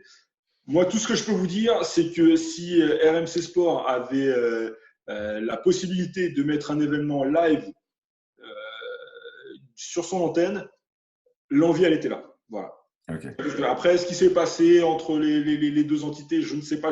C'est pas que je ne veux pas parler, mais j'ai pas d'informations. En tout cas, moi, ce que je veux dire, c'est juste que voilà, RMC Sport, ils ont besoin en ce moment de montrer du live, et donc ça aurait été vraiment bienvenu. J'ai une question pour Eric du coup, parce que moi, j'ai eu la surprise ce matin. Je comptais sortir ma carte bancaire comme d'habitude pour payer ma main card sur l'UFC Fight Pass, qui m'énerve à chaque fois parce que je paye déjà un abonnement pour avoir le Fight Pass. Mais, c'est très français parce qu'aux États-Unis, c'est tout à fait normal le pay-per-view. Mais bon. Mais du coup, Eric, au Canada, comment ça s'est passé? Tu l'as maté sur quoi, toi, sur 65 $ pay-per-view. Donc, c'était bien un cas spécifiquement français, quoi. Ah non, mais de toute façon, le pay-per-view, voilà, c'est une culture ici, quoi. Donc voilà, hein, tu sais que l'événement, tu le payes, c'est tout. Pour ce qui est de RMC, ils ont bien en effet essayé jusqu'à la dernière minute d'avoir les droits. Parce qu'il faut savoir que le contrat est terminé, donc là, c'est du coup par coup. Rien ne dit, ils sont toujours en négociation pour essayer d'avoir les droits des événements de mercredi et le samedi prochain. Mais là, c'est vrai que c'est quand même catastrophique en termes de communication parce qu'en gros, ils n'ont rien dit. Alors, en gros, c'est l'UFC qui a communiqué là-dessus. Eux n'ont rien dit et les gens se sont retrouvés en mode « Attends, je paye un abonnement, ils ne font même pas de communication. Est-ce qu'on va l'avoir ?» En gros, moi, je l'ai appris le vendredi ou le jeudi, le jeudi soir. Voilà, j'ai fait tard, hein. que les droits, c'était mort pour celui-là, mais que c'était pas non plus complètement foutu pour les événements qui suivaient derrière. Oui, on l'a appris par une communication de l'UFC destinée à la France uniquement, en disant que l'événement serait disponible exclusivement sur Fight Pass. Mais après, on sait aussi que derrière, il n'y a pas de surcoût parce que la différence, c'est que pour Eric au Canada, qui paye 65 $ parce que le début de la main card, chez lui, c'est en prime time, c'est pas 4 h du matin. C'est pas la même chose non plus. Et très clairement, moi, je suis assez pessimiste sur, en tout cas, les deux prochains événements UFC parce que l'UFC a déjà annoncé qu'il serait disponible en exclusivité sur le Fight Pass aussi. Ça va pas être la même ampleur de combat. Hein. Donc, on verra ce qui se passera. Après, j'ai une question un peu plus générale. Qu'est-ce qui va se passer pour RMC Sport? On rappelle, ils ont perdu les droits de la Ligue des Champions. Je crois qu'ils ont quasiment plus de championnat de foot pro. Là, en gros, ils sont en train de se prendre une veste avec l'UFC. Ça sent le sapin ou on a perdu Christian? On est en train de perdre Christian. On a perdu Christian. Non, les gars, vous êtes en train de m'enterrer, en fait. Les mecs m'enterrent, quoi. En fondu, on est optimiste ou un peu pessimiste quand même sur la donne d'RMC Sport? Tu me poses la question? À vous tous. Non, à ta porte. Par laquelle, du coup? Non, écoute, moi, très personnellement, sur RMC Sport, pour ne rien vous cacher, les discours sont toujours à l'optimisme. Après, c'est des discours, entre guillemets, de chef d'entreprise qui veut galvaniser ses équipes. Après, avec ce qui se passe en ce moment, c'est vraiment hyper flou. Moi, par exemple, je ne suis plus dans les locaux depuis plus de 2 mois. Je ne sais pas si j'y retournerai dans l'immédiat. Donc, très honnêtement, moi, sur l'avenir d'RMC Sport, que ce soit sur l'UFC ou sur un tout autre genre de droit TV, j'espère qu'il y aura quelque chose parce que c'est une grande et belle maison. Mais je n'ai aucune information là-dessus. Et puis Loïc, tu fais une moue, je dis ça, c'est pas juste un discours, c'est la vérité. Non, mais moi, qui regarde beaucoup à la télé. Attends, Loïc, c'est une maison qui a su faire des coups de force et qui a su aussi trouver des stratégies ultra efficaces. Donc, on ne peut que leur souhaiter qu'ils arrivent à se remettre sur pied. Mais c'est vrai que ça a l'air mal barré. Loïc, et toi? Moi, mon point, c'était de dire que, alors, pas pour les sports de combat, mais pour le foot, ça a toujours été assez catastrophique. Désolé, mais les matchs qui laguent, les problèmes de direct, les matchs coupés en plein milieu, impossible à récupérer. Tout le monde change de place, c'est génial. Il y a eu une coupure. Chez moi, il y a eu une coupure complète apparemment. T'es revenu, tout va bien. C'était un peu mon problème avec RMC et j'avoue que quand j'ai appris que RMC perdait la Ligue des Champions, j'étais assez content. Quel mauvais, quel enfoiré. Non, mais parce que j'ai vous avez perdu. C'est le gros hater et tout. Non, parce que dans tous les cas, je paye mon abonnement pour le regarder. J'imagine Loïc avec son téléphone sur Twitter les soirs de Ligue des Champions. RMC Sport, ça commence à quelle heure? Ah bah non, j'ai oublié, vous les avez pas. Bon. Mais non, après, par contre, ce que je trouvais génial, c'était que pour les amateurs de sport de combat français, tu avais une seule chaîne qui diffusait le Glory. Ça, c'était cool. Ça, c'était cool. Ah oui. Bon, on verra comment ça se passera. Une dernière question pour terminer sur un petit sourire, aller sur quelque chose de plus léger. Cette partie MMA, UFC 249. Le truc le plus bizarre dans cet événement à huis clos, est-ce que ça n'a pas été les déclarations de Bruce Buffer? Parce que sans public, un mec qui hurle dans une cage tout seul, c'est un peu chelou, non? Ouais, c'est très bizarre. Il est, à mon sens, alors j'ai pas été choqué parce que, comme vous le savez peut-être, je suis un amateur de catch aussi. Et, oui, j'en ai vu du catch. Et voilà. Et en fait, en gros, je pense qu'il est un peu obligé de faire ça, de garder son ton habituel parce que les gens à la télévision qui regardent, ils sont familiers de ça. Voilà. Oui, bien sûr. C'est une marque. Et les fighters aussi. Est-ce qu'en termes de prod, on n'aurait pas pu centrer un peu plus sur lui et tout? Parce que c'est vrai que là, ça donnait vraiment l'aspect que d'avoir un mec qui hurle tout seul dans une cage, dans une salle vide, moi, ça m'a fait un petit peu bizarre. Mais c'est vrai que j'ai vu aussi du catch à huis clos avec des commentateurs confinés. Ouais. C'est d'autres limonades. Surtout que le problème du catch, évidemment, c'est que lorsque tu n'as pas de public, on entend que les coups ne sont pas portés. C'est ça. Ouais. On entend les mecs, il y en a crier, mais quand il y a des coups, on n'entend pas de bruit. Donc, c'est un peu chelou. Si je peux rebondir justement sur ce point, parce que je voulais le dire au début, je n'ai pas pu, mais moi, je trouve que cette expérience de vivre un UFC à huis clos, ça a été très agréable. Parce que premièrement, je trouvais que déjà, c'était assez incroyable d'entendre les personnes du coin donner les conseils en direct, tu les entendais vraiment. Ouais. Est-ce que potentiellement par la suite, une chaîne ne pourrait pas se dire tiens, et si on mettait des micros dans les coins, comme ça on pourrait entendre un peu de temps en temps quand il y a des trucs intéressants qui se disent? Ça, c'était mon point. Ils le font déjà, non? Oui, ils le font entre les rounds, mais pas pendant les combats, tu vois. Non, ils l'ont fait aussi. Ah ouais, et alors, moi, il y a vraiment eu un truc qui m'a pris au trip pendant les combats, c'est que j'avais vraiment l'impression de regarder Mortal Kombat. Tu sais, Mortal Kombat, c'est vraiment des bastons, il n'y a pas de public, c'est dans des grottes et tout, en mode allez, vas-y. Tu sens que c'est un truc illégal. Et là, tu avais vraiment l'imprestion de mater un truc illégal, pas de public, juste des mecs qui se battent. J'ai bien aimé cette cage dans le noir aussi. En plus du son, je suis assez d'accord avec toi. Et tu entendais les athlètes et ça, c'est impressionnant parce que tu l'entends pas d'habitude. Et Gadji, tu l'entendais vraiment souffler fort et tu te disais putain, c'est impressionnant. Tu le vis différemment. Tu es plus dans le combat, il y a moins d'ambiance et tu vis le combat un peu plus comme les fighters, quoi. Eric? Ouais, juste pour terminer là-dessus. Alors, si vous aimez bien ce genre de truc-là, quand le public va revenir, assisté au Early Prelim. Après, c'est de moins grande facture, mais c'est à peu près le même style d'ambiance. Hein. C'est-à-dire qu'il y a 3 pélos dans la salle. C'est un peu… Même style d'ambiance, mais pas visuellement. C'est-à-dire que visuellement, on a des gradins vides. Là, on a le truc plongé dans la pénombre. Il y a ce petit côté. Et puis, on a eu quand même du spectacle dans la cage pendant toute la soirée, malgré des préparations un petit peu tronquées ou remaniées. Franchement, c'est pour ça. Très belle carte. Hein. C'était un des jeux de cette année. Hein. Mais il n'y en a pas eu énormément de toute façon. Hein, mais imaginons certains combats comme le Luque en prélim, la Price, le Gaethje Ferguson avec une foule complète. On aurait encore atteint des sommets. Alors, mais c'était très bien. Attends, moi j'ai été agréablement surpris par ce qu'on a vu. C'était une de mes questions avant. Est-ce que justement certaines préparations tronquées, est-ce que ça se ressentirait sportivement?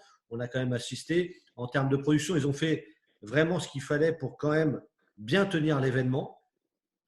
Précision par rapport au tout début, c'est pas l'UFC qui a décidé de maintenir l'événement. Hein. C'est bien là que le gouverneur de Floride et tout ça, hein, l'UFC s'est back-upé tout de suite et a dit c'est à vous qui décidez. Et puis, la dernière chose pour la production qui est à chier, ne plus jamais nous foutre des tweets pendant un combat, bordel de merde. Là, c'est insupportable. Ouais, moi, j'ai bien aimé. Ça ne m'a pas dérangé non plus. Ouais, c'est marrant. Ils se sont calmés. Hein. Au début des combats, tu en avais une palanquée, des fois, photo de Weidman. Tu as reçu un combat, l'autre, photo de Weidman sur le canapé avec sa fille en train de regarder l'UFC. Merci de nous mettre un événement. Mais non, merde. Cool. Putain, non. Colère aujourd'hui, il n'est pas du matin, notre Eric. Non, ça m'a rendu fou. Ils ont modifié. Après, tu n'avais plus qu'un ou deux tweets. Hein, mais en début de carte, tu avais je ne sais pas combien de tweets pendant que les mecs combattaient avec des pavés écrits.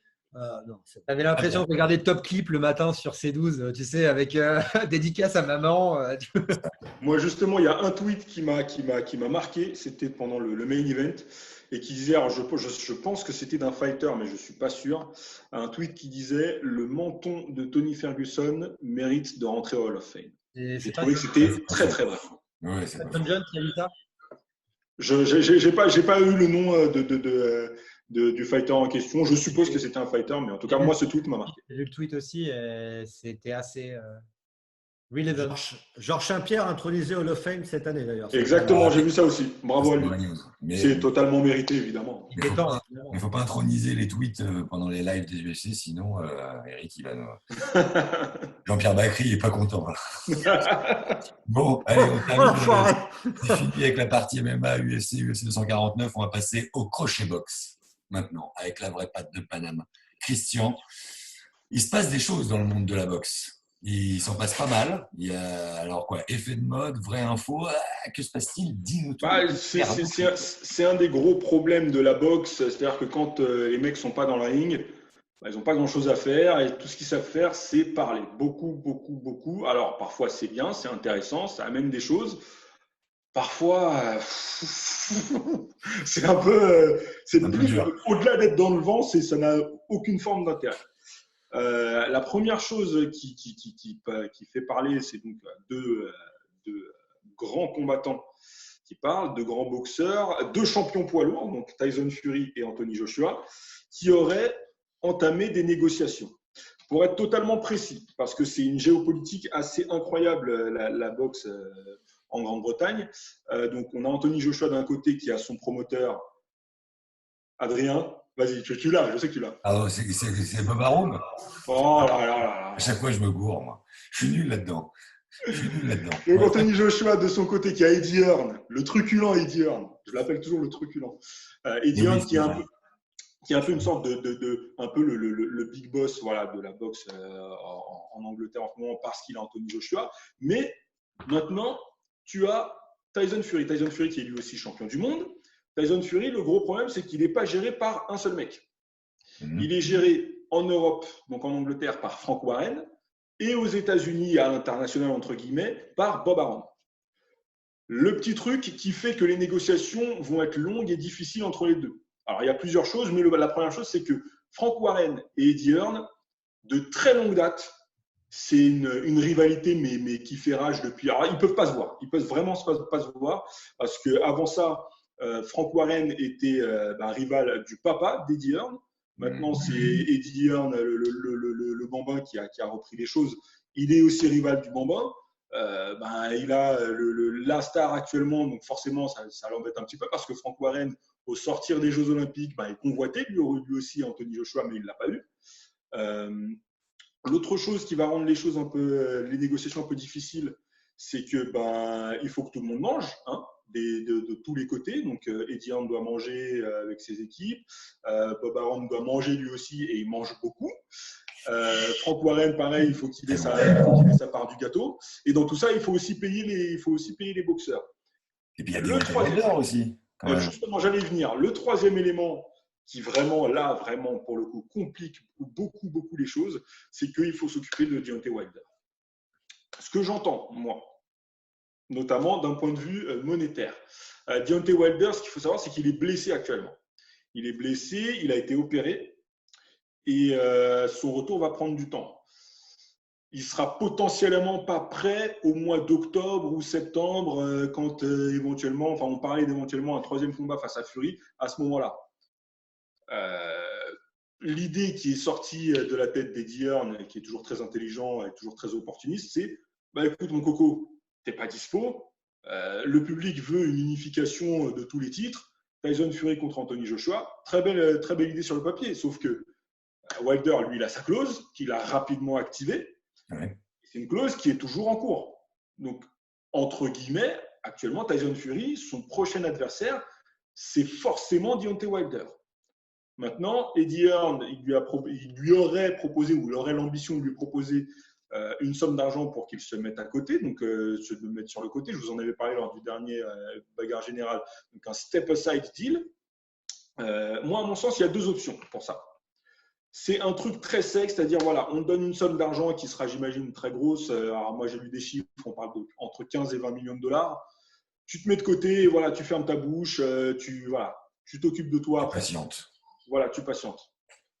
Moi, je pense que ce qui peut être éventuellement intéressant pour tout le monde, y compris pour Wilder, ce serait donc de prendre de l'argent, peut-être un peu moins, pour rester sur le côté et qu'on ait droit à Tyson Fury face à Anthony Joshua, mais qui se disent, dans la clause de ce deal, je prends le vainqueur. Ouais. Ça, moi, ça m'intéresse. Mais si c'est se mettre de côté pour se mettre sur le côté, Wilder, il n'a aucun intérêt à faire ça, même si, ils vont lui donner, j'imagine, énormément d'argent parce que ça va être en partie financé par l'Arabie Saoudite, où le combat pourrait avoir lieu. On sait qu'Eddie Hearn, il a beaucoup d'appui là-bas, il s'est fait des potes lors du mois de décembre quand il a organisé son combat, le deuxième combat face à Ruiz. Donc, tout ça, c'est beaucoup de discussions, ça va discuter tout l'été. En attendant, en plus, Joshua, il a toujours son combat potentiel face au Bulgare. Donc, ça parle beaucoup, mais là, ça parle quand même un peu plus concrètement. Voilà. D'accord. Dans le concret, mais plus ancien, dans un peu vintage, mais légendaire, on a un Mike Tyson qui reprend du service, en tout cas dans les médias. Là-dessus, moi, je vais laisser Loïc et Eric se parler en premier parce que j'imagine que ça leur parle. Moi, je peux vous donner mon avis sur le… Alors, si j'ai bien lu, ça va se passer en bare knuckle, c'est bien ça ?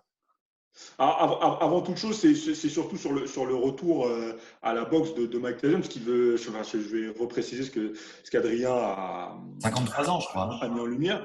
Comment ? 53 ans. Il a 53 ans, bientôt 54, et il s'entraîne assez sérieusement en boxe pour l'instant. Voilà. Ok. Donc, on ne sait pas si c'est en bare knuckle ou en boxe anglaise, du coup. Et ça, pareil, ça parle. Ça parle, il y a des gens qui parlent, qui disent voilà. Le truc qui est sûr, c'est que Mike Tyson, lui, s'entraîne pour faire des combats exhibition, pour récolter des fonds pour les personnes en difficulté. Voilà, ça, c'est le seul truc qui est sûr. D'accord. Ouais. Bon, c'est vrai qu'on en parlait en off et moi, j'ai un avis très négatif sur le bare knuckle, en fait, parce que moi, ça fait longtemps que je suis un peu le bare knuckle, bien avant que ça redevienne un peu à la mode, et j'appréciais ce côté un peu underground qu'avait le bare knuckle, ce côté sport de gitan, sport d'Irlandais, ça se faisait dans des arrières de café avec des ballots de paille, etc.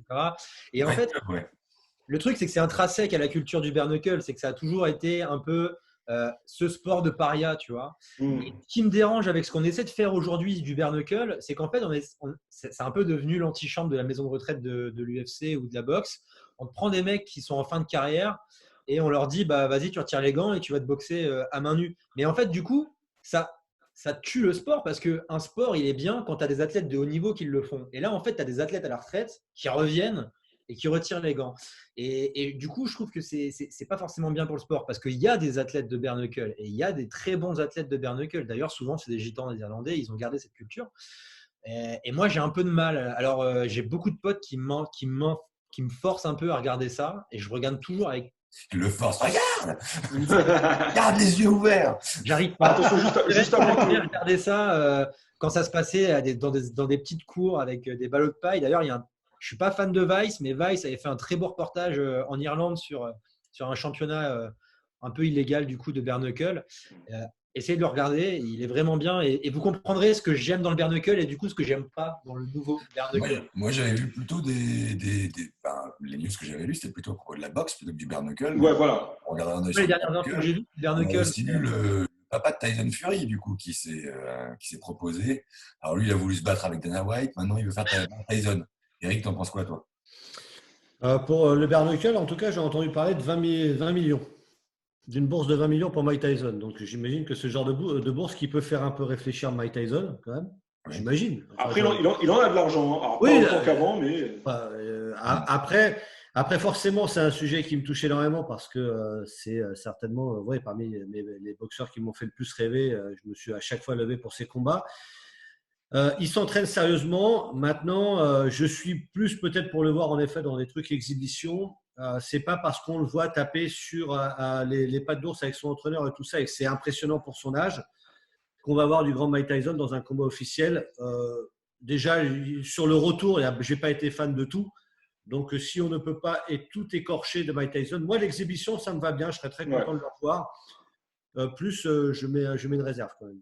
Justement, excuse-moi de te couper, Adrien, je ferai 10 pompes si tu veux après. Mais non, là-dessus, Eric, c'est très important de le préciser. Beaucoup de gens parlent de grand retour de Mike Tyson, de quelque chose de sensationnel. Alors, ça fait vraiment plaisir à voir, de voir qu'il se remet en forme et tout. Mais ce qu'on a vu, et on le voit depuis plusieurs mois d'ailleurs, c'est à chaque fois des petits clips d'une vingtaine de secondes où il fait quand il envoie ses coups, c'est incroyable. Alors, franchement, t'as pas envie de l'affronter, quoi. T'as pas envie de te frotter à lui. Mais à chaque fois, c'est des petits clips, 20 secondes, 15 secondes. C'est pas beaucoup plus. Au niveau du cardio, on ne sait pas ce qu'il est devenu. Est-ce que on sait qu'il est maintenant très proche de l'herbe et pour ne pas dire. Bien, je vais couper ta coupure. Je vais couper ta coupure, Christian, parce que c'était justement ma question. Est-ce que tout ça, c'est pas juste du média? En période de confinement, où il faut prendre un petit peu de place, où il faut prendre un petit peu de lumière. Est-ce que tout ça est bien sérieux ou est-ce que c'est juste un petit peu d'entertainment? Et du coup, on a Holyfield qui se réveille aussi, comme par hasard au même moment. Alors justement, moi je pense que Tyson est très sérieux sur le fait de faire des combats exhibition pour récolter des fonds. Pas plus. Holyfield, moi, j'ai vraiment le sentiment qu'il est en mal de notoriété. Voilà. Il est en mal de notoriété parce que son après-carrière, elle n'est pas aussi médiatisée que celle de Tyson. J'allais dire glorieuse, mais ce n'est pas le bon mot parce que l'après-carrière de Tyson n'a pas été forcément glorieuse, mais elle n'est pas aussi médiatisée que celle de Tyson. Donc, forcément, il veut faire parler de lui. Et moi, je suis prêt à croire qu'il s'entraîne toujours. Mais pourquoi revenir? Alors, lui qui, en plus, a déjà arrêté très, très tard. Très, très, très tard. Ouais. Donc, pour quelle raison revenir, je ne sais pas. Pourtant, Holyfield, on le voit pas mal en ce moment. J'essaye désolé, mais avec ce même. Ah ouais, moi j'ai beaucoup aimé. Moi, ça m'a fait bien rire. Moi, ça m'a fait rire. C'est mon enfant. Mais je l'ai quand même pas mal vu, du coup. Ça m'a fait rire. Ah, c'est pas mal, c'est pas mal. Compliqué le masque. Mais par contre, Adrien, ce qui est du média, ce qui est de l'entertainment et pour faire parler, c'est son entraîneur actuel, celui qui est souvent avec lui sur les vidéos, qui tient les pattes d'ours, Rafael Cordero, qui est un ancien coach ou pratiquant de MMA, je n'ai pas exactement ses attributs, mais qui dit « Ah non, mais Tyson, dans 6 mois, s'il s'entraîne bien et tout, franchement, il est contender pour un titre, il est legit pour boxer, quoi. » Ah ouais, les mecs, ça rigole plus, quoi. Ça rigole plus. Tyson, c'est plus ce que c'était. Il est à quel poids, du coup, maintenant? Il est plus au même poids, j'imagine. Je pense qu'il est redescendu un peu en dessous du poids qu'il était quand il était vraiment à son… Ouais, il est redescendu. Il a vraiment séché. Il avait pris du poids. Oui, Il était gros, quoi. Et là, il est redescendu, il me semble, en dessous. En tout cas, sur les images, il a l'air moins massif, beaucoup moins massif que lorsqu'il était à son top niveau en poids. Ok. Bon, toujours dans le monde de la boxe, on a eu aussi un petit défi McGregor De La Hoya. Qu'est-ce qui s'est passé? Tu peux nous expliquer un peu tout ça? Alors ça, c'est un truc qui date, mais depuis longtemps. Ça date de quand McGregor avait affronté Mayweather. De La Hoya, c'était tout de suite à remporter en mode voilà, ça fait du mal à la boxe, c'est pas bon, ceci, cela, etc. On a vu par la suite que De La Hoya, ça l'intéressait beaucoup d'organiser des combats de MMA. Eric Adrien Loïc, aidez-moi s'il vous plaît, il me semble qu'il a organisé le troisième ou la quatrième édition d'un combat entre deux légendes. Je suis désolé, je sais que c'est un blasphème. Ortiz Lidl, il a fait. Exactement, voilà. Moi, ça m'avait marqué parce que Dana White était intervenu pour dire que les mecs étaient totalement cuits, que ça n'avait aucun intérêt de faire ça. Oui. Il a fait quand même en mode, voilà, nous aussi, on se lance dans le MMA. Ensuite, par la suite, on apprend… Très mal terminé d'ailleurs. Hein. Ouais. Il avait été targué de ne pas payer convenablement, ou comme ce qui avait été dit, exactement, qu'il n'en faisait pas attention et surtout qu'il faisait beaucoup de bruit avant pour pas grand-chose après, quoi. Voilà. Ensuite, on a De La Hoya qui, au final, sur la radio Golden Boy, puisque comme on sait, Golden Boy, c'est sa boîte de promotion pour la boxe, qui essaye de se lancer un peu dans le MMA, qui a un peu une sorte qui a plusieurs bras, on va dire, et notamment un bras média avec Golden Boy Radio. Il s'est exprimé en disant, voilà, moi, depuis X mois, je m'entraîne secrètement et tout. Mon McGregor, dès qu'il veut revenir, je le prends, tout ça. Le mec, il est immense, il a un beat terrible. Son coup, tu sens qu'il ne s'entraîne pas, qu'il est plus dans le truc. Mais ça fait quand même du bruit parce que c'est De La Hoya et que voilà, toute la communauté mexicaine l'aime énormément. Et le revoir sur un ring, ça ferait toujours plaisir. Et là, derrière moi, il a relancé encore le truc. Voilà, moi, McGregor, dès qu'il veut, je le fais et tout. Parce que au mois de mars dernier, McGregor s'est exprimé sur le fait que voilà, potentiellement un retour en boxe, ça pourrait l'intéresser s'il a la bonne offre. De La Hoya, il n'a aucun intérêt à dire ça. Personne n'y croit concrètement. Je le vois pas. C'est ça qui est un peu gênant, non? C'est très gênant parce que… Ça me fait penser, alors pardon, parce que c'est vrai que c'est un peu flou en ce moment, mais il semblerait que le dirigeant de la Corée du Nord soit décédé, mais ça me fait penser un peu à quand il déclarait la guerre, soit à la Russie, soit aux États-Unis. Il disait ouais, on déclare la guerre. Puis il se passait rien parce que tout le monde s'en foutait. En fait, mais il va rien se passer. Enfin, c'est pas un spoiler, c'est un spoiler pour personne. Il ne va absolument rien se passer. De La Hoya n'est plus en mesure de monter sur quoi que ce soit. D'ailleurs, de ring, octogone. Moi, et je dis ça en plus. De La Hoya, c'est mon boxeur préféré, mais vraiment, mais genre top 1, tu vois. Et non, il a abusé d'alcool, de drogue et tout après sa carrière. Il n'est plus en mesure de rien. En revanche, ce qu'il sait très bien faire, c'est gérer la carrière de ses fighters. Moi, j'aimerais beaucoup qu'au lieu de dire moi, je monte sur le ring face à McGregor et tout, voilà, je propose un truc, quitte à lancer une rumeur pour faire du bruit. Son protégé Canelo n'a pas d'adversaire prévu pour l'instant. Si tu veux faire du bruit, tu veux faire parler sur quelque chose qui peut potentiellement se réaliser, même si c'est dans 2 ans, 3 ans, 4 ans, mais tu dis, voilà, tu dis juste, voilà, Canelo face à McGregor, on trouve un poids un peu catchweight, je suis persuadé que Canelo, il peut le tendre. Voilà, là tu fais parler, voilà, tu as les fans de Canelo qui parlent, McGregor qui réagit éventuellement, mais tu as quelque chose de potentiellement faisable. Sachant que de toute façon, McGregor, on préfère quand même le voir dans une cage que sur un ring, en tout cas dans un premier temps. Messieurs, je crois que c'est la fin de ce podcast, sauf si vous avez quelque chose à ajouter. Non, c'était très bien. C'était très, très bien. Je suis déçu, j'ai fâché un peu Eric, mais tout va bien. Non, tu m'as pas… Je plaisante. Quand tu dis Eric, tu parles de John Contrejour, là, qui nous a fait tout un peu Contrejour depuis le début de l'enregistrement. On a eu toutes les teintes, Eric, c'était absolument sublime. Il est 7h30 du matin, le jour se lève.